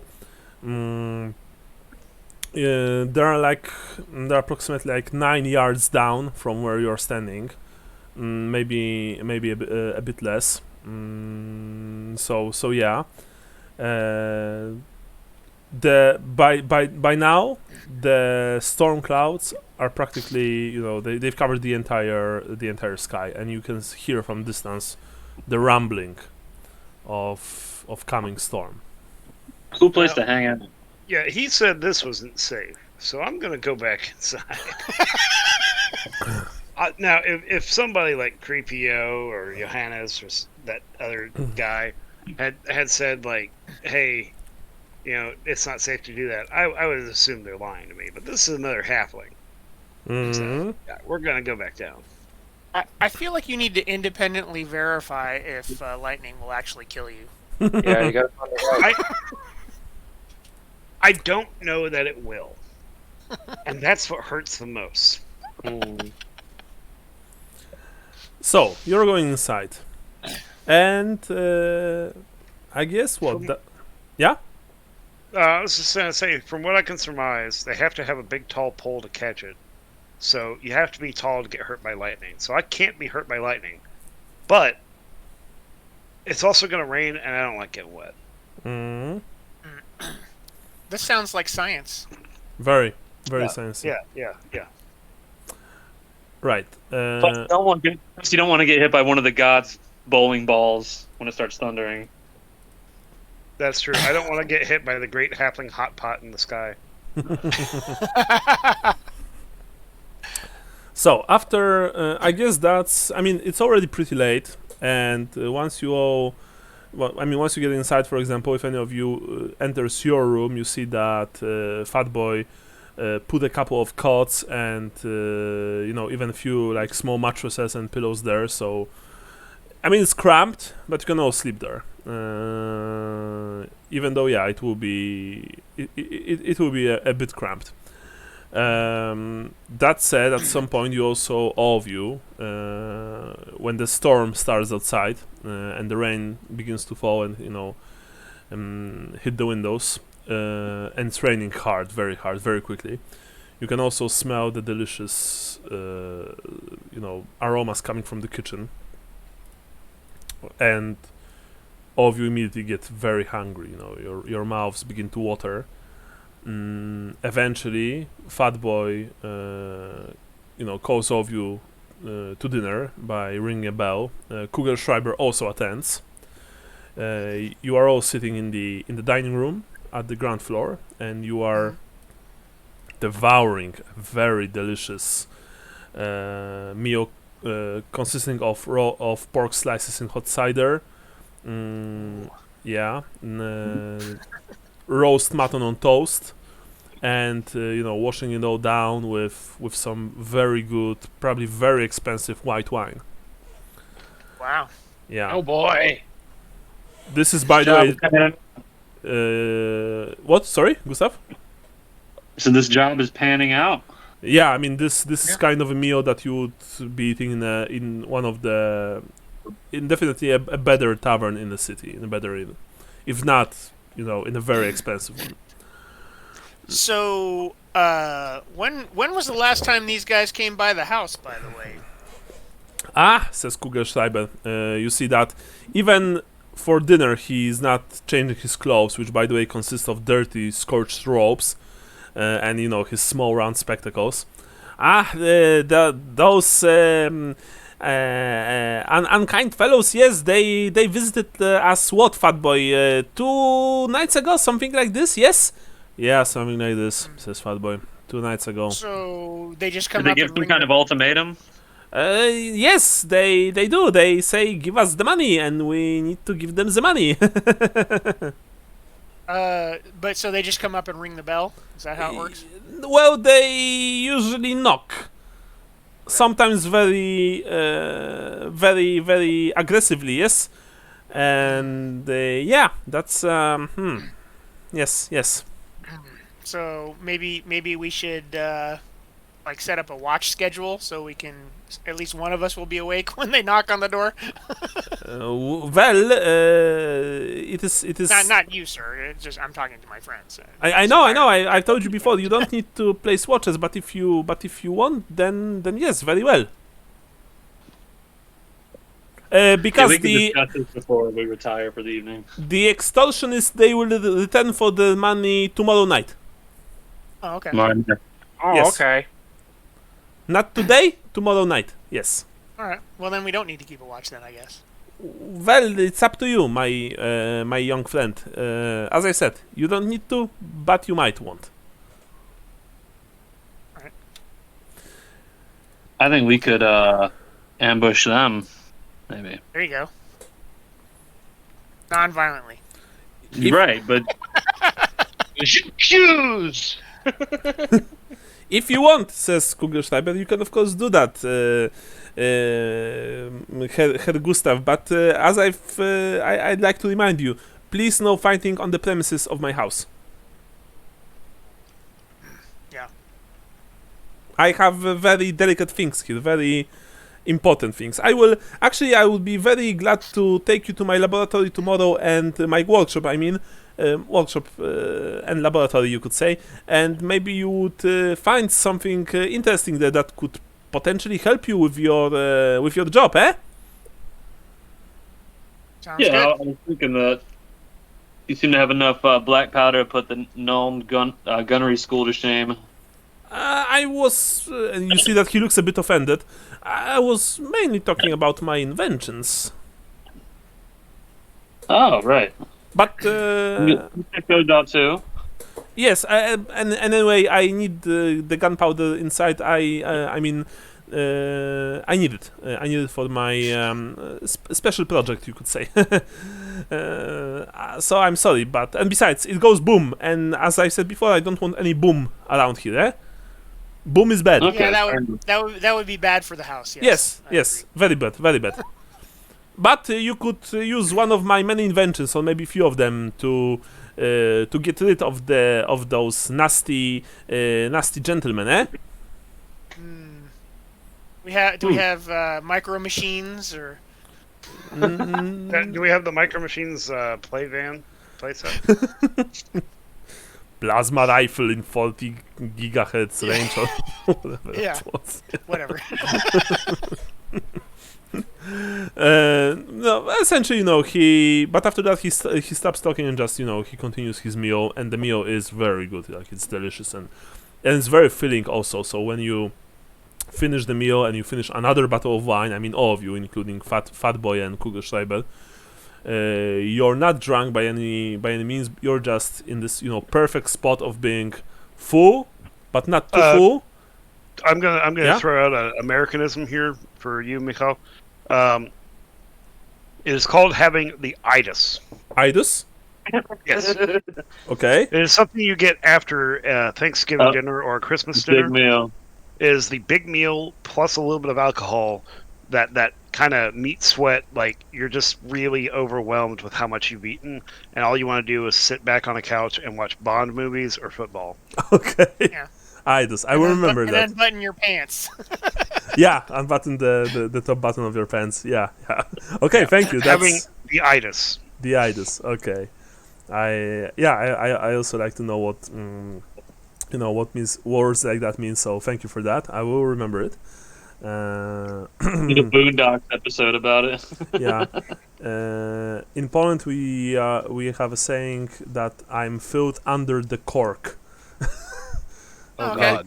Yeah. Yeah, that's about right. Yeah. That's our saying. that I'm full. I'm not going to eat anything else, but I'm very happy. you know. Anyway, after that, Kugelschreiber excuses all of you, and he says that he's going to go to bed. Even though when he leaves, Fatboy tells you, don't listen to him. He usually works late. I mean, yeah, he'll catch probably an hour or two of sleep, but then he'll go back to his workshop. Anyway, I'm going to take care of the dishes. I guess I'll see you tomorrow during breakfast. And he cleans the table, and all of you are honestly pretty tired after this whole day. You are also, like I said before, you have the itis, and there's the thunderstorm outside, which also it also makes you a bit like sleepy. You want to just hit the bed and just take a long deep rest, especially since tomorrow night there will be trouble. Did they give a time, or they just said no, they'll be back? No, they will be back tomorrow evening, whatever that means. You don't know that. Yeah, or rather tomorrow night, not evening, night. So you retire to bed, I presume. Or does anyone want to do something else? No, I'm beat. All right. You go back to your. You go to your room. You probably, who sleeps where? Well, I mean, we're just everybody's grabbing a cot or a pile of straw on the floor or whatever it is that they set up for us. I'm sleeping in the bed because I'm probably if I went out to kick anyone in the nuts, it's going to be me that's going to have to do it. Yeah, I'll sleep on the floor. You boys have fun, says Marla, and she jumps on the bed. So yeah, I'll sleep on the floor. That wouldn't be right.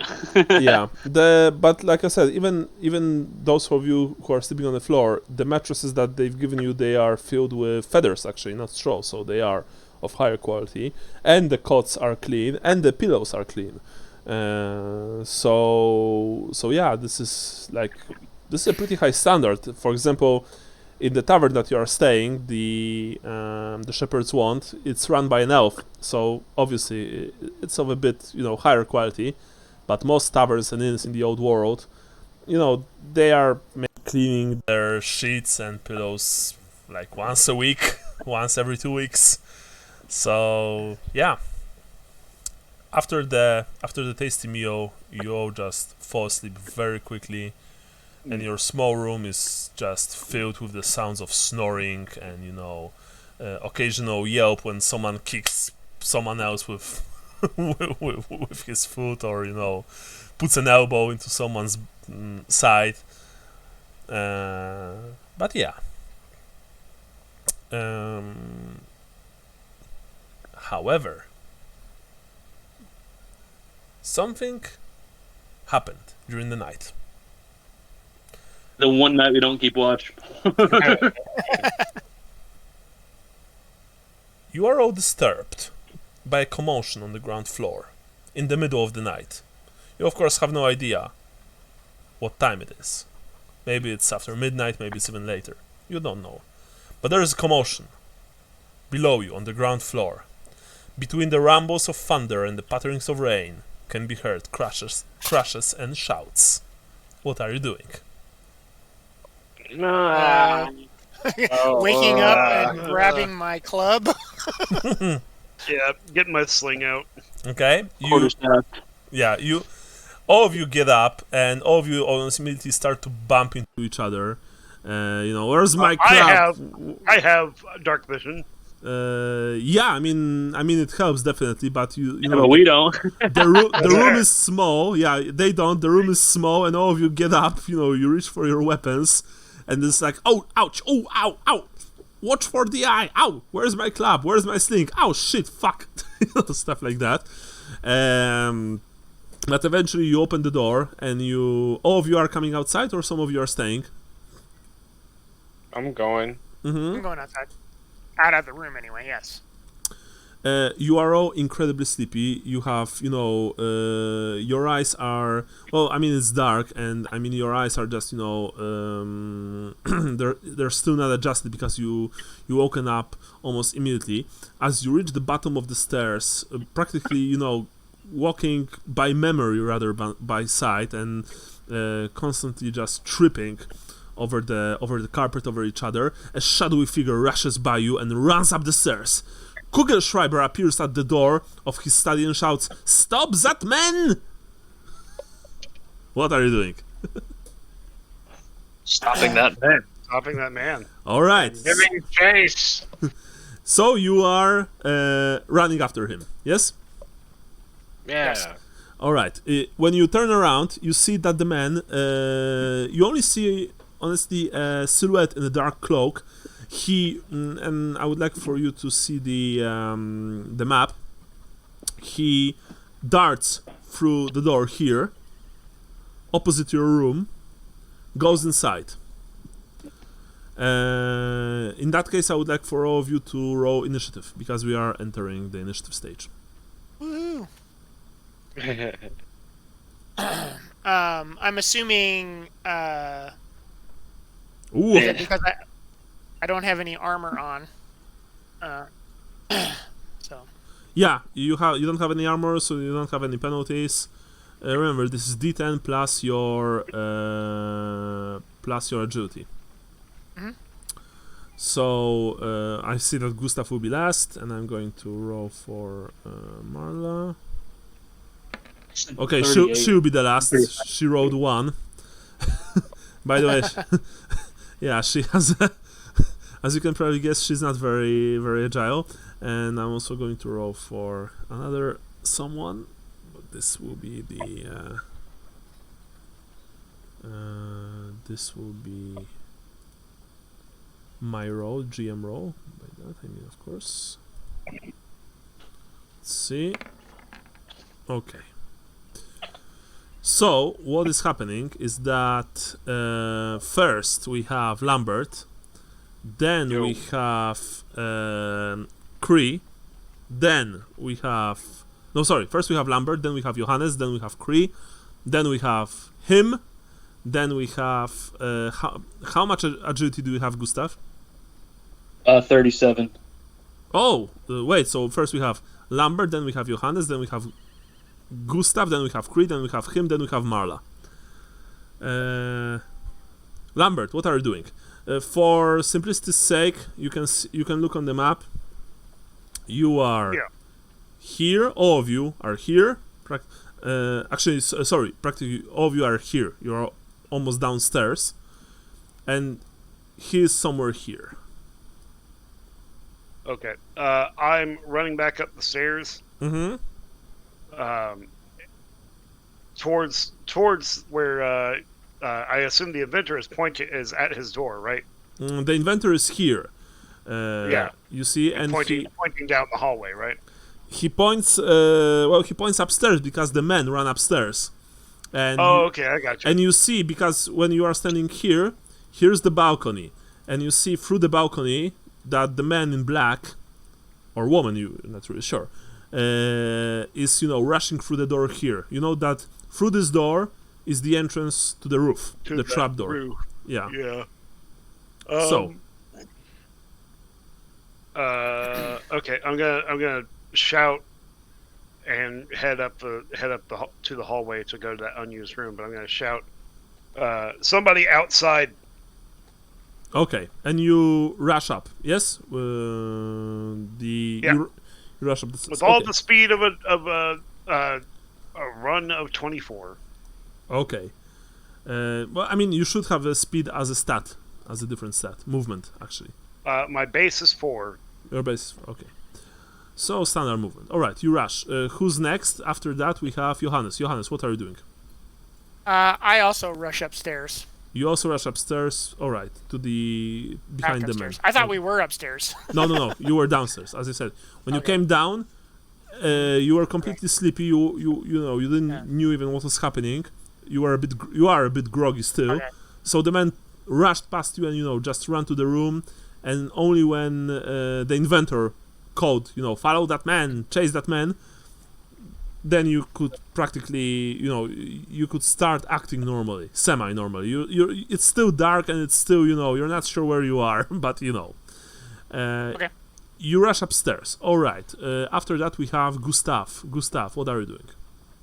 I feel like I should rush downstairs and go You are outside. downstairs.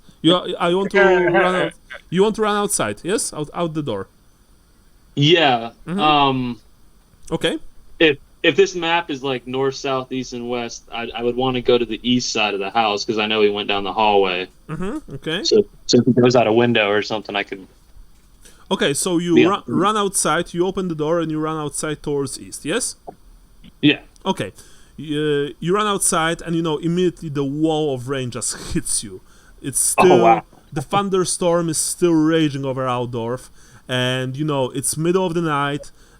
Even though it's summer, the change in temperature is so sudden that you just feel this shock of cold rain hitting your skin, hitting your mainly exposed skin because you were sleeping. But you don't think about it. You just run towards to the east, towards where this man went. After that, we have Creepio. I'm gonna follow Johannes. So you're running upstairs, yes? I thought Johannes was running outside. No, Hey, you're following. That's Gustav. Gustav. Sorry, Gustav. I follow Gustav. Okay, you follow Gustav. You run outside. Right, the man disappears inside the room, and Marla runs towards Inventor to check if he's all right. To see if he's not hurt. All right, so the initiative still stands. What happens now, Lambert? We are following the initiative order. Lambert, you run inside and you see that the man disappears at the top of the ladder. Are you following him?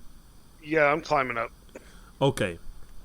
The ladder leads to the flat part of the roof, which is wet, but probably could be stood on in safety. I presume that Johannes, you follow him, right? Yes. Okay, you follow him. I mean, you need to go after him because you need to go after him up the ladder.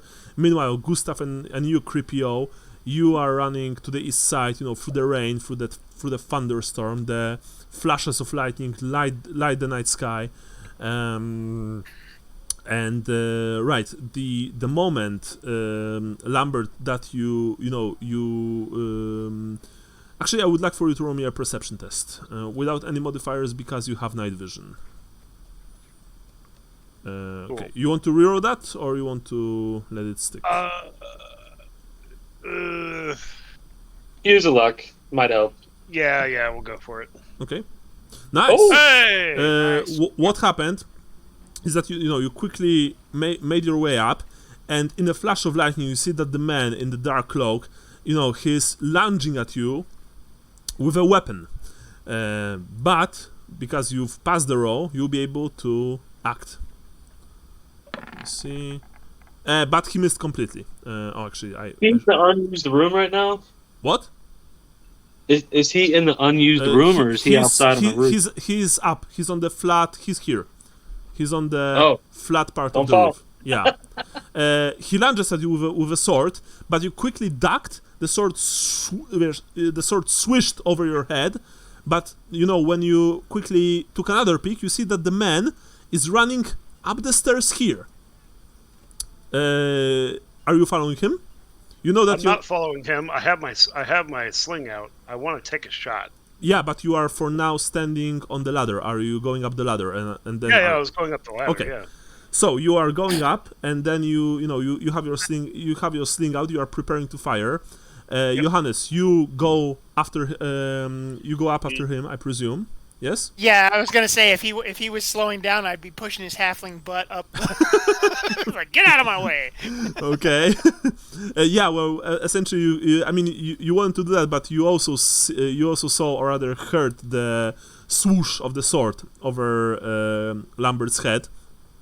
But then Lambert, he went up, and of course you also went after him into the rain. I mean, both of you, got your faces wet the moment you started walking up the ladder through the trapdoor, because like it pours.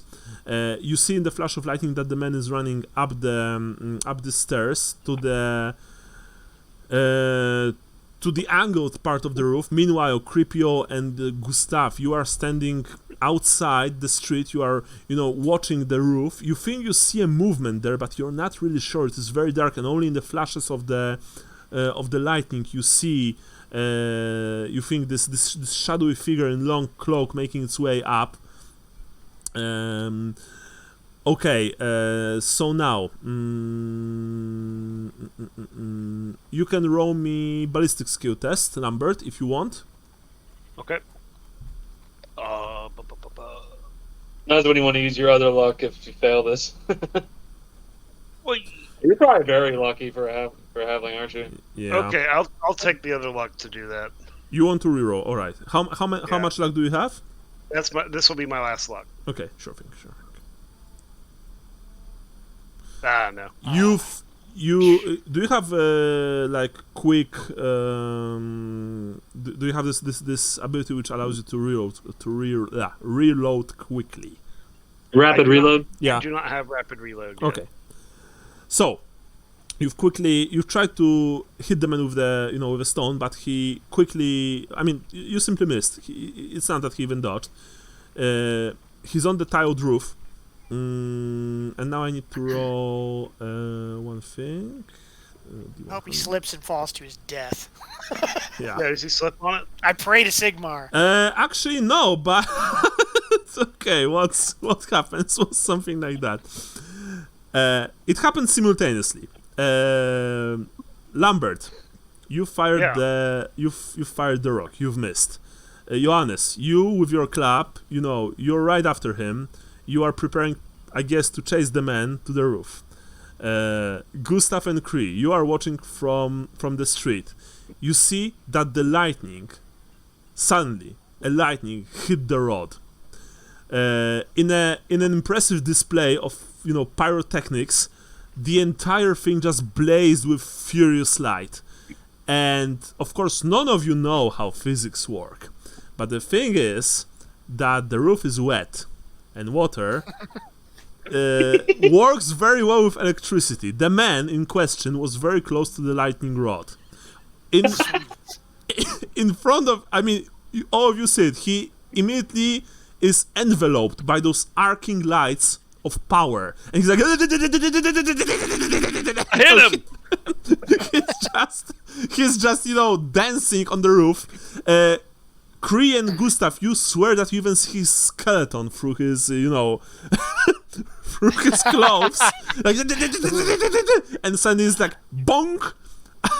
As Lambert's missile hits him in the head, and he just falls down the roof to the side of the entrance to the house, and with a horrible sound of breaking neck, lands head first on the pavement.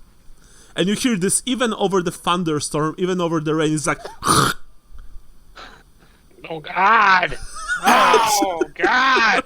Sigmar's wrath. Yeah, that's what happens when you mess with me. I hit you with one of these sling stones, and you get fucking struck by lightning. Oh no! I'll never run from you again. I mean, ever. Let's get this smoldering mess inside, because I don't think anyone's gonna believe us that the gods just smited a man on this roof. I don't want to. Well, I actually believe they will. Okay, quick thing. Gustav, you are approaching the man and you are grabbing him to take him inside, yes? Yeah, he's obviously dead, right? Yeah. But you're doing this, right? Yeah, I'm gonna put my middle finger, my index finger over my eyelids, kind of like mimic a tears. You know what I mean? Yeah. The thing is, when you approach the man and you grab him to take him inside, and Kree, only you see this because the rest of your party is still on the roof, but I presume that Johannes and Lambert, you are making your way down, to get from the rain. Gustav, the moment you grab the man, you got shocked. You are flung back towards Kree, like you've been just hit, or rather fired from a catapult. You lose 1 wound with no modifiers, and you are unconscious for, let me quickly see, 2 rounds. Okay. Kree, you see that Gustav landed under your feet when he tried to touch the man in black who fell from the roof. I told him not to touch him. What are you I'm guys knocked doing? out. Yeah. What are you doing? I'm gonna go over and just see if I can see the man's face to see if I can at least see if he's like elvish, human. Well, he landed on his head in such a way that, his entire head is just bent under a natural angle. Yeah. And it's clear also to you that, that the water under him is mingling with his own blood. His sword lies, because he had a sword in his hand, it lies right next to him. You think he's a male, he's a man, probably human. I want to look around for any co-conspirators. If you feel a little bit weird, he actually kind of smells pretty good right now. Yeah. Like burnt hand. That motherfucker didn't have any fate points. Like a good medium. No, you look around, but all you see is this wall of rain in the night. So you don't see absolutely anything. Gustav, meanwhile, you open your eyes and you're like, I'm horrified. I have no Yeah. idea what just happened. That said, when you get up and Kree, you look at him in the darkness, you see something horrible happen to Gustav. And you are like, ugh! His hair stands on end. Even in the Wizard rain. Harry. Wow. He looks like some kind of small posh dog that the imperial aristocracy, the kind of that imperial aristocracy loves so much. I'm just blinking with confusion. I have no idea what happened or how I ended up on the ground. Yeah, you are completely soaking wet. But I just know I'm not touching that body again. So, what are you guys doing? Meanwhile, Johannes and Lambert, you're back inside. I'm going downstairs and out the door so I can get to the whichever side that the guy fell off of. Well, the moment that you exit, you see Kree standing over the body of the man, and you also see Gustav nearby sitting on the on the wet cobblestone with his hair standing on end. And It has some kind of hex. Don't touch it. Gustav, what did you do? I tried to move it, and the next thing I know, I woke up on the ground, and everything hurts. What are you doing? You hear from the door. You see Kugelschreiber standing in the door frame. Quickly, get this man inside. Go inside quickly. I'm gonna kind of poke him with my club, with the end of my club. Nothing And happens. see. Okay, then I'll try to grab him and say, Nothing. "Kree, give me a hand." Oh, yeah, okay. Let's shuffle over and help him lift. One of you grabs him by the arms, the other grabs him by the legs. Nothing happens to you guys because the charge has already been discharged into Gustav, and you grab him inside. You take him inside. I pull myself to my feet. Yeah, you feel strange. You feel like an army of ants is marching across your entire body. I think I just caught some lightning. As you enter inside, everyone who looks at you, all of you are making this woo. Marla covers her mouth with her hand because you see that Gustav, he essentially has a mane right now. His blonde hair are just, standing in all directions. He looks like this strange cats from faraway Araby, those with manes. You look like one of those fellows I saw, one of them elven fellows I saw from Krace. And me and Cree picked up a giant rotisserie chicken while we were out. You place the man on the ground. Marla is looking at him and she's saying very quietly, "Is he dead?" Yeah, Is he, like, he's scarred? dead. Yeah, but it had nothing to do with us. He did this to himself. Is He this like was third degree guided by burn? the gods. Sorry, once again, Brian, please.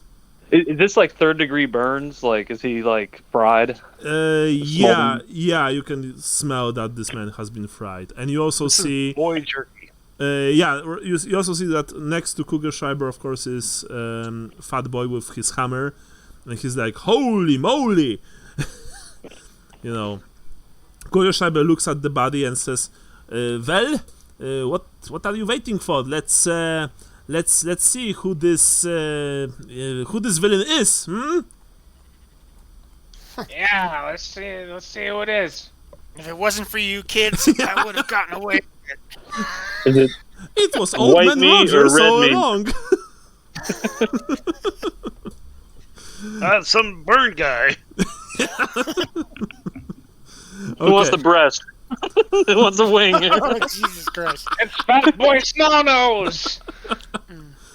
Okay, so you pull down his hood, I presume. Pants. What? No. Korean, I both say pants. That's Yeah. that's off. That we're terrible human beings. I mean, you pull down his hood, I presume. Yeah. So, you hear Kugelschreiber saying, "Well, it was, I had a good idea not to go to bed because of my experiment with the elements, yes? Otherwise, I would otherwise, this villain, he would probably be successful in the in whatever it was that he wanted to do. Yes. Anyway, when you pull down the hood, you see a completely ordinary face of a middle-aged man with short, dark hair, and he has a clear wound from Lambert's sling on the right side of his temple. His head He did hit him.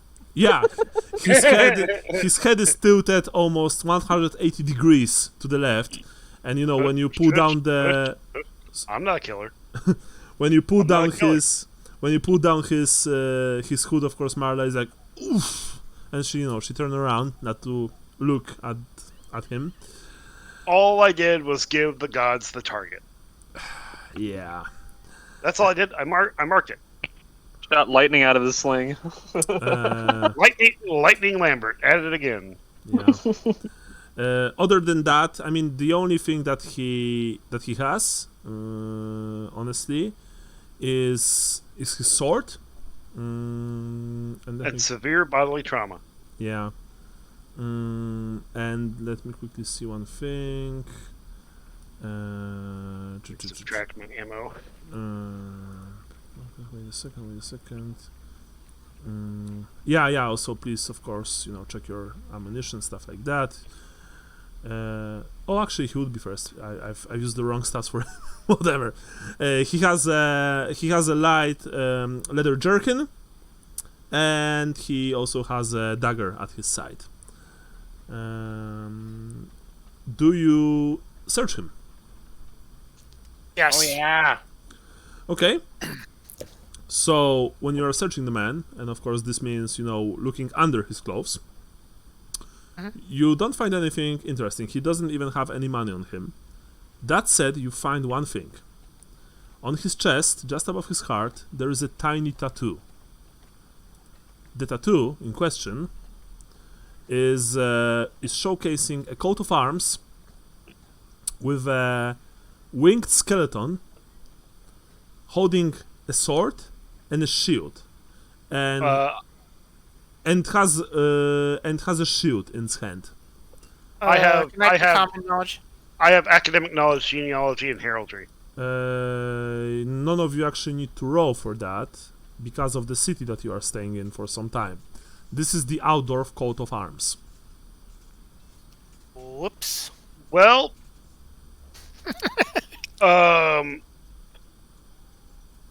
Hey guys,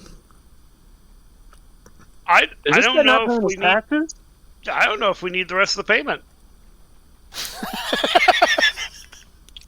I'm all about speaking truth to power, but sometimes power is pretty goddamn powerful. Do you owe back taxes or something? No. I'm paying all of my taxes in time, thank you very much, says Kugelschreiber. Why would a city official sneak in here? What do you mean? Says Fatboy. What's it? He's no city official. He's a crook. So what that he has a tattoo on his chest? Everyone can make a tattoo like that. Even a 2-penny whore could make one. And when he said that, Marla looked at him with rather furious contempt, but she's not saying anything. I think she's a 1 silver whore, to be fair. Yeah, that's true. I want to talk. I want to ask Kugel. What's Schreiber. Kugelschreiber. Yeah. Wolfgang. Just level with us, because this guy broke in. He's got this tattoo, and it's just there's more problems. I understand. He's a crook. Cool. But he had to have come in here for some reason. Wolfgang, you're a brilliant inventor.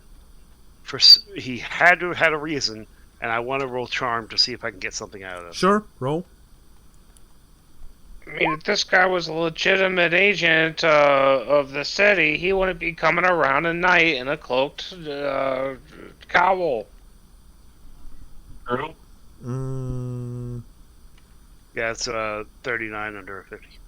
Kugelschreiber looks at you and he says, I don't know this man, and you know that he's not lying. I have no idea why he should be breaking into my house in the night. Fortunately, I was in my study, and because of that, the Schweinhund took nothing of value. Whoa, Wolfgang, whoa, that's some heavy language there, bud. Well, whatever. Anyway, I don't know. Maybe he was hired by someone. Maybe he was hired by a jealous competitor to spy on my secrets. Maybe he is working for the city, for the government. Maybe they want my inventions for themselves. Maybe they want my submersible, or maybe they want my heavens forbid Kugelmatic chicken plucker. The Kugelmatic chicken what? Chicken plucker. I also have Kugelmatic turkey plucker. It's bigger than chicken plucker, but works equally well. Do you have a griffin plucker? No, don't be silly. You can't pluck feathers from a griffin. They will eat you alive. Chickens will not eat you alive, eh? Not with that attitude. Yeah. I don't know who this man is, but I know that I have a dead body on my possession, and I would like for you, my employees, to do something about it. And I'm going back to bed. Anyway, have a good night. And he goes back to bed. Fatboy looks at you. Fatboy looks at all of you. Well, I mean, you are being paid for this, so please dispose of the body, and not in our garden. Thank you very much. What do we look like? Some 2-bit amateurs? And I drag him out. Do like a not an autopsy, but because I know what killed him. But I mean, like, barber surgeons are into this sort of thing, like seeing how the body works, like you have a dissection, I guess. You have medicine. I have surgery. You can roll surgery -10. Okay. I'm not trying to heal him. I'm just trying to learn things about. I mean, you can't heal someone who dies. He's a brilliant surgeon, but he can't fix death. Yeah, I was gonna say, desecrating a corpse, no problem. You passed? I'm checking. I don't think so. This is intelligence I'm testing against. Yeah. I have an intelligence of 38. So 28. I mean, he died of death.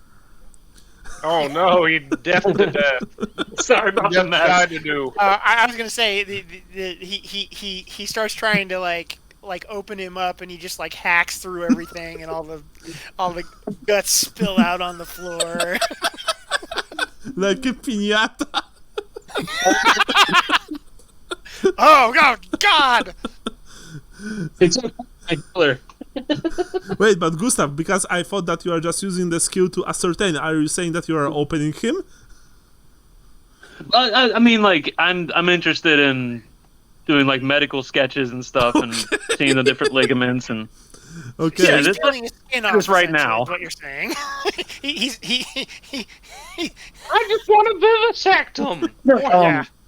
I forget, like, I don't think it was actually under the barber surgeon part, but I think it was something about one of the careers. It's big to, like, if you have a body, to, like, dissect it and learn Well, I mean, learn how the body works. I mean, He's totally not Jack the Ripper. I mean, first of all, because I presume that you were using this skill to just ascertain. Because do you want to open the man like on the bottom floor, right next to the entrance? No. Yeah. No, I mean, like in the guy's workshop or something, if he lets me. You don't think that he'll let you do this? I mean, you can. Get rid of the body, and you're like, yeah, let me. Yeah, I mean, remember in the old world. In the old world, you know, tampering with dead bodies is a big no-no. It might be even considered necromancy, and that's punishable by death. I think like physicians and barber surgeons. More now. It's like how the sausage is made. Like you don't want to know how they learned all this stuff. You know what I mean? You just want them to know it when you get hurt, right? Yeah.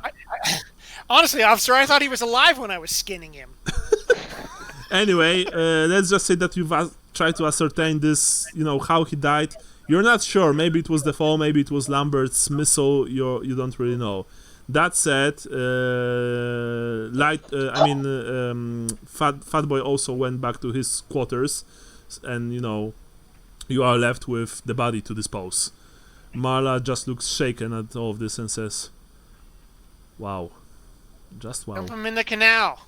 Yeah, me and Chris saw a canal when we were. I mean, the canal is right next to the house, but do we really want to dump him right next to our benefactor's house? Oh, Yeah. the canal will take him away. Watch him just sit there and float. Yeah, exactly. Like, would it? Well, I mean, I think it would, but you know, we don't know. I'm not an inventor. Okay, here, I'll roll Common Knowledge Empire. No, I mean, that's not how this works. It's like, if he floats, he's a witch. Yeah, and if he drowns, he's also a witch, but he's guilty. Yeah, but I mean, you are looking at the body. By the way, are you taking his weapons? Are you taking the dagger? Are you taking the sword? Are you taking the jerkin? I personally have I have a hand weapon, a sword, a dagger, and a jerkin, so I don't need any of that. And I'm not the type that wants to sell dead people's stuff, so. Sure. I'll take the jerky, but I'm not gonna wear it. Okay, so you're removing the jerkin from the body. Take the cannoli. Yeah, leave the gun, take the cannoli. Marla is like, Yeah, I'm not used to my armor unless I like state otherwise. This is just like folded up and guys, in my bag. but what if he's from the extortion group? Like he's a scout maybe or something like that. Now that we've killed him, I mean, you've killed him, sorry. We didn't kill him, he died. It was an act of Sigmar. Nobody touched him. Thank you, Kree. I'm sure that they'll be happy to hear that he's dead because he died. Verified by a surgeon. Yeah. So anyway, if they'll return tomorrow, I mean, when they come tomorrow, maybe they'll be much less obliged to talk to us, and you know there will be lots more violence involved. Oh, what if we don't get rid of the body right now, and we show them this? What? If they want to give us lip tomorrow. Yeah, that's what happens when you cross Guggendorf and Duendorf. Well, actually, we could make it simpler. You could just like peel the tattoo off and stick it on the door.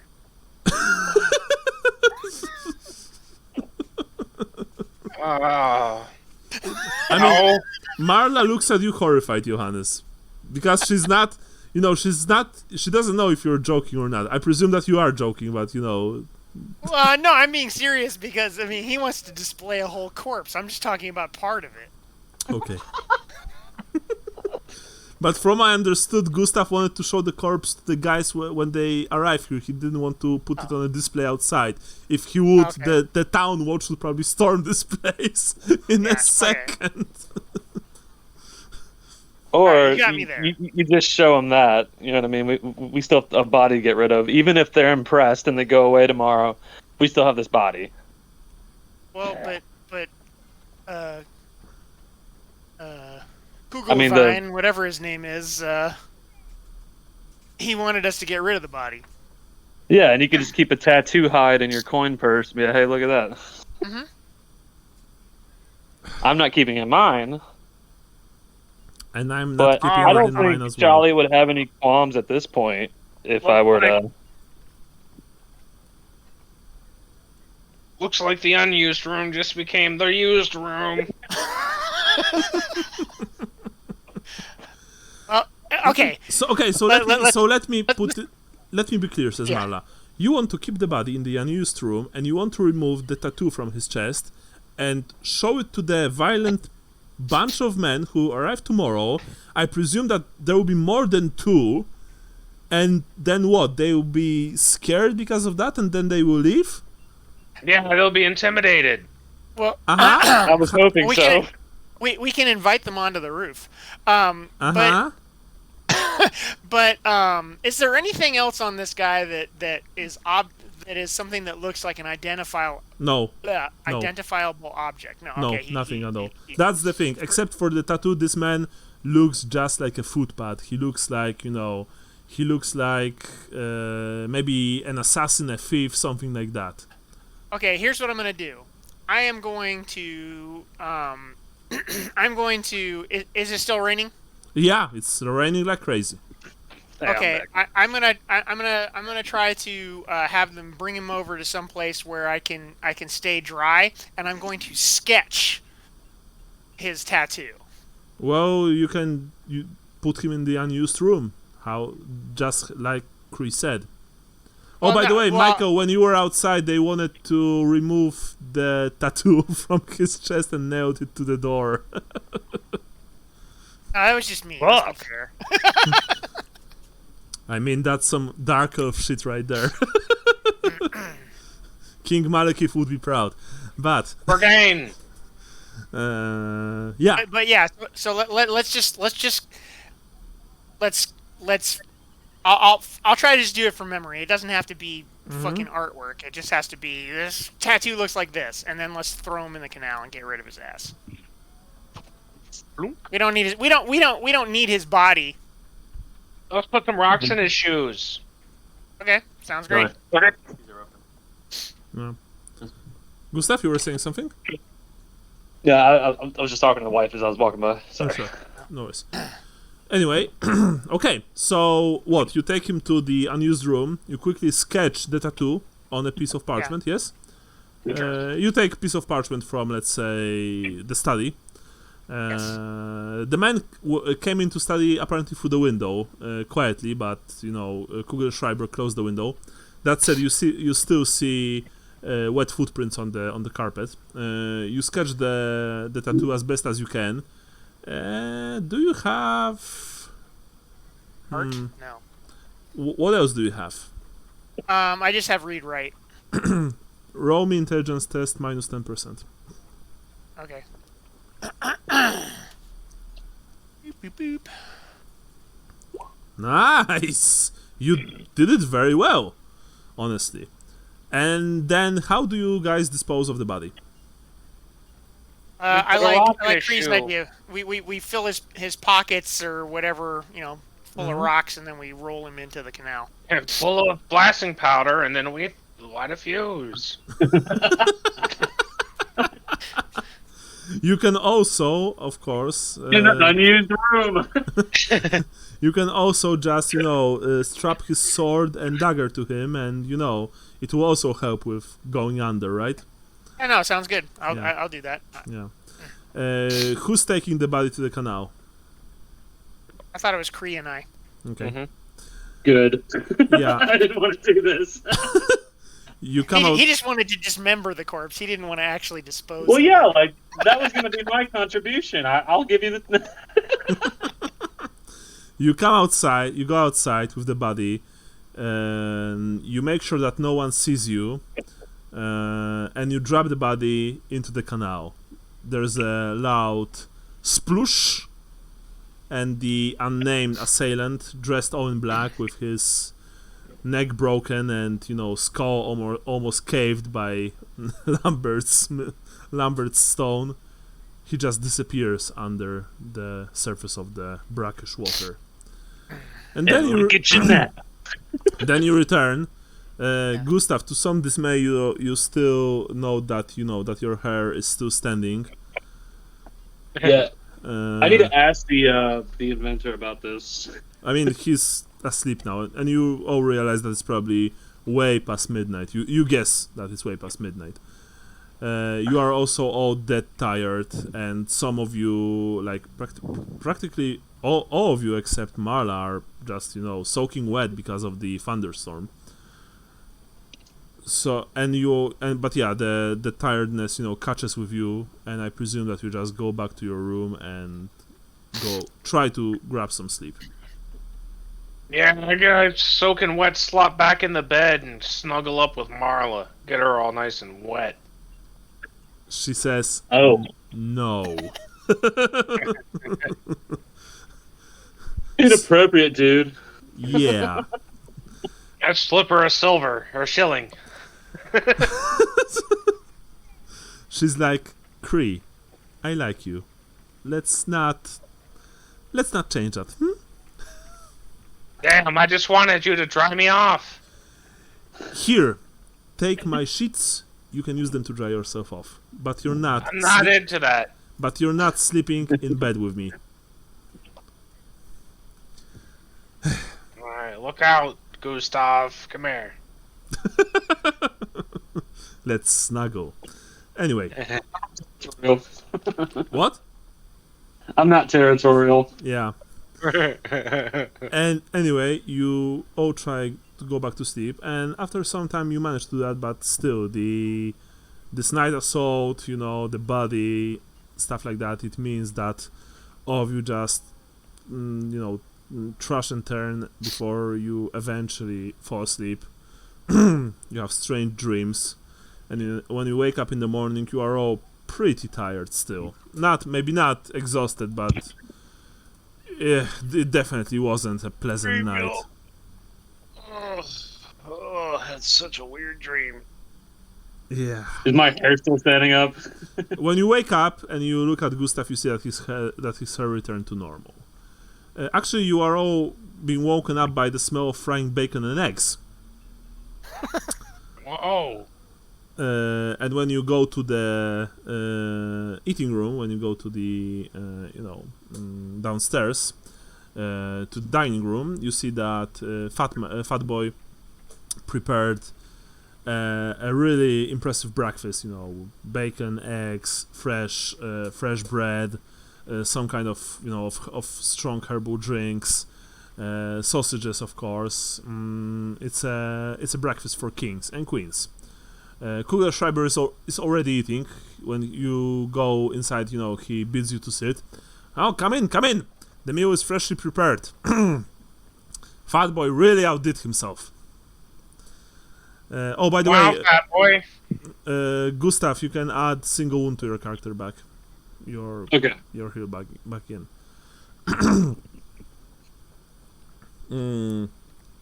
So, did you manage to take care of the body? Yeah, it's all taken care of. Very good. Fortunately, this villain, he didn't manage to do any damage to my precious work. But remember that tonight, the extorcionists will return. So I would like for you to prepare. After breakfast, I invite you to my workshop. You may test some of my inventions, huh? That sounds like a good old time. That's good. Perfectly safe. I'm just gonna go to the outhouse for a second. I'll be right back. Sure. You go to take a dump. Or you go somewhere else. Oh, because... Sean, you here? I think he's actually taking a Oh, dump. okay. He actually went to outhouse, okay. So, after the meal, you follow Kugelschreiber to the garden. It's still a bit damp in the air, but the sun is actually, already emerging from behind the clouds, and you know that this day will be nice. It's going to be nice. It will be warm, nice. Hopefully no more thunderstorms. You follow your employer downstairs to his workshop, and there you can you spend probably a good couple of hours before lunch testing out various strange but also rather interesting contraptions. Those include... Let me take a swig. Those include Kugelmatic Turkey Plucker, the Kugelmatic Mobile Fire Extinguisher, the Kugelmatic Underwater Breathing Device, and the Kugelmatic Fast Draw Scabbard. Ooh. As a out of game, as a dipshit inventor myself, we once made an underwater breathing device that was really unsafe, but we were idiots in college. And it wasn't pressurized, so like you weren't going that far down. You were able to get like 2.5 feet underwater. It was made using a deep breathing mask, which is like a type of diving mask. Old snorkel attachment that we just sort of glued in place with a bunch of hot glue, and a garden hose and a leaf blower engine. Sweet. So the leaf blower engine would hang out outside the pool running, and you could go underwater and just hang out for about 20 minutes. Awesome. It Except worked. it tasted like gasoline. But yeah, things just kind of tasted a little bit like gasoline. I mean, as long as it worked. Yeah, anything to escape the summer heat of Alabama. Yeah. Sounds perfect. Back to the game. Back to the game. What do you guys want to test? I want to test the fire thing, fire putter outer. This is a wheeled trolley with a key, a pump, and a hose attached. When the pump is used, brown and small chemically treated water shoots out of the hose. Kugelschreiber tells you that it will extinguish any fire it comes in contact with in exactly the same fashion as ordinary water.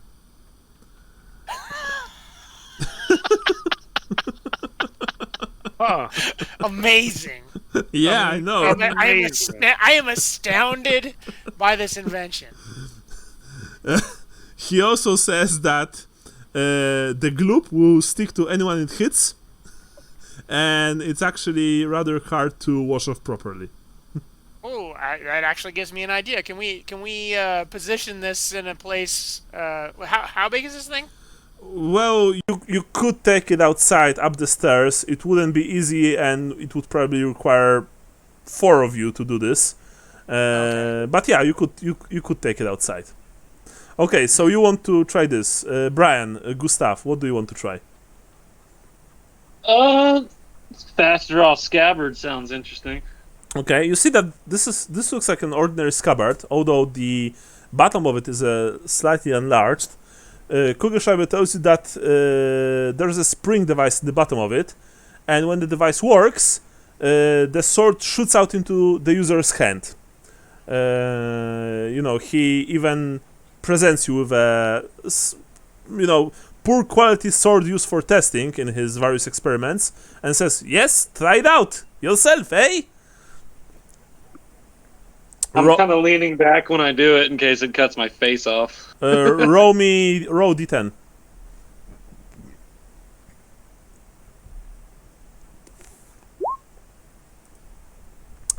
Okay. It didn't work correctly. the sword, you've put the sword in the scabbard. You've pressed the activation switch button. You're not really sure. The sword should have jumped into your hand, but instead it flew from the scabbard like it's been shot from a gun and landed 5 yards away. It usually works perfectly fine. You can try it again. Essentially, if it would work correctly, it gives you an effective free use of the quick draw talent even if you don't have it. It's pretty cool. Yeah, that's It works correctly. yeah. Cree, what about you? What do you want to try? I was going to try the scabbard, but looks like that already got tested out. So Yeah, you can try it, see what it does this time. I hand it to Kree. Well, Cree, you want to? I think I already saw what it does. Okay. I'm gonna duck behind something in case it does it. Well, if you don't want to test it, you still have what? You still have Kugelmatic underwater briefing device. There's chicken plucker. There's turkey plucker. I'll try the chicken plucker. Oh, sure. Throw the halfling in the water. Well, the chicken plucker. Let me put it this way. In the adventure, there is a very nice description of this. Kugelmatic chicken plucker. Just don't ask. But I am going to show it to you. In all seriousness, it does exactly what you think. This is like a strange small table with various gears and like appendages, you could say. And Oh my god, that's torture. yeah. That's just torture. And Kugelschreiber gives you a carcass of a chicken that's already starting to smell. In the handouts, I gave you Kugelmatic chicken plucker. You can see how it works for yourselves. Yeah. Should we be wearing ponchos or something? No. Face shields. It's actually all fine. It's actually all fine. Yeah. So. Yeah. Sorry. Oh, I was gonna say it just reminds me of I forget where it was we went. I think it was Clorox for when I was in food science. We went to Clorox and they had some food brands, and it was they took us into a room where they're like, oh, this is where we test the packaging on this on these ketchup bottles. I'm like, cool. And so apparently I was the one person who stood in the place where when the ketchup bottle hit the floor, I got doused in fucking ketchup. Out of like 30 people, I'm the only person who got covered in ketchup. Wow. It was hysterical. Yeah. People pay good money for that kind of service, bud. Yeah, I don't know. Yeah. So I also shown you Kugelmatic underwater briefing device if you want to test it out. There's yeah, that's how Those pictures are great. That's how it works. Yeah. You have a strange. Where's the picture?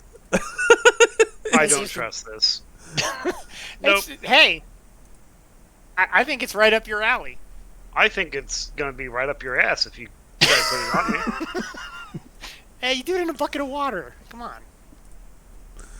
Yeah, the Kugelmatic underwater briefing device is essentially a primitive snorkel, which does, due to its simple design, you guess actually work quite well. but that's. I don't trust it. It looks too simple. Yeah. Kugelschreiber also tells you, yes, other than that, I of course have my Unterwasser ship, yeah. But this, I'm sorry, but this you can't really test. And Hey, yes, why do you have so much blasting powder? Just in case, good sir. Just in case, as they say. You can never have too much blasting powder. Come on. Yes. Underwater ship. I haven't finished it yet. It can be manned only by 2 people. But if my if my equations and assumptions are correct, then it will revolutionize the sailing for our future generations. Yes. Imagine you could explore the depths of our oceans and seas. That would be quite something. Oh, and on the roof, on the ramp, under the tarpaulin, I have my other inventions, my Kugelmatic flying devices, gliders, you could say. Nope, nuh-uh, nope. Huh? I already know what you were thinking, but nope. I mean, if you want, you can of course test them. They are safe. No. Yeah, as safe as the spring-loaded scabbard, huh? Well, it is very safe. Sometimes it just fires the sword a bit further than it's supposed to, but it's safe, eh? And Sounds great.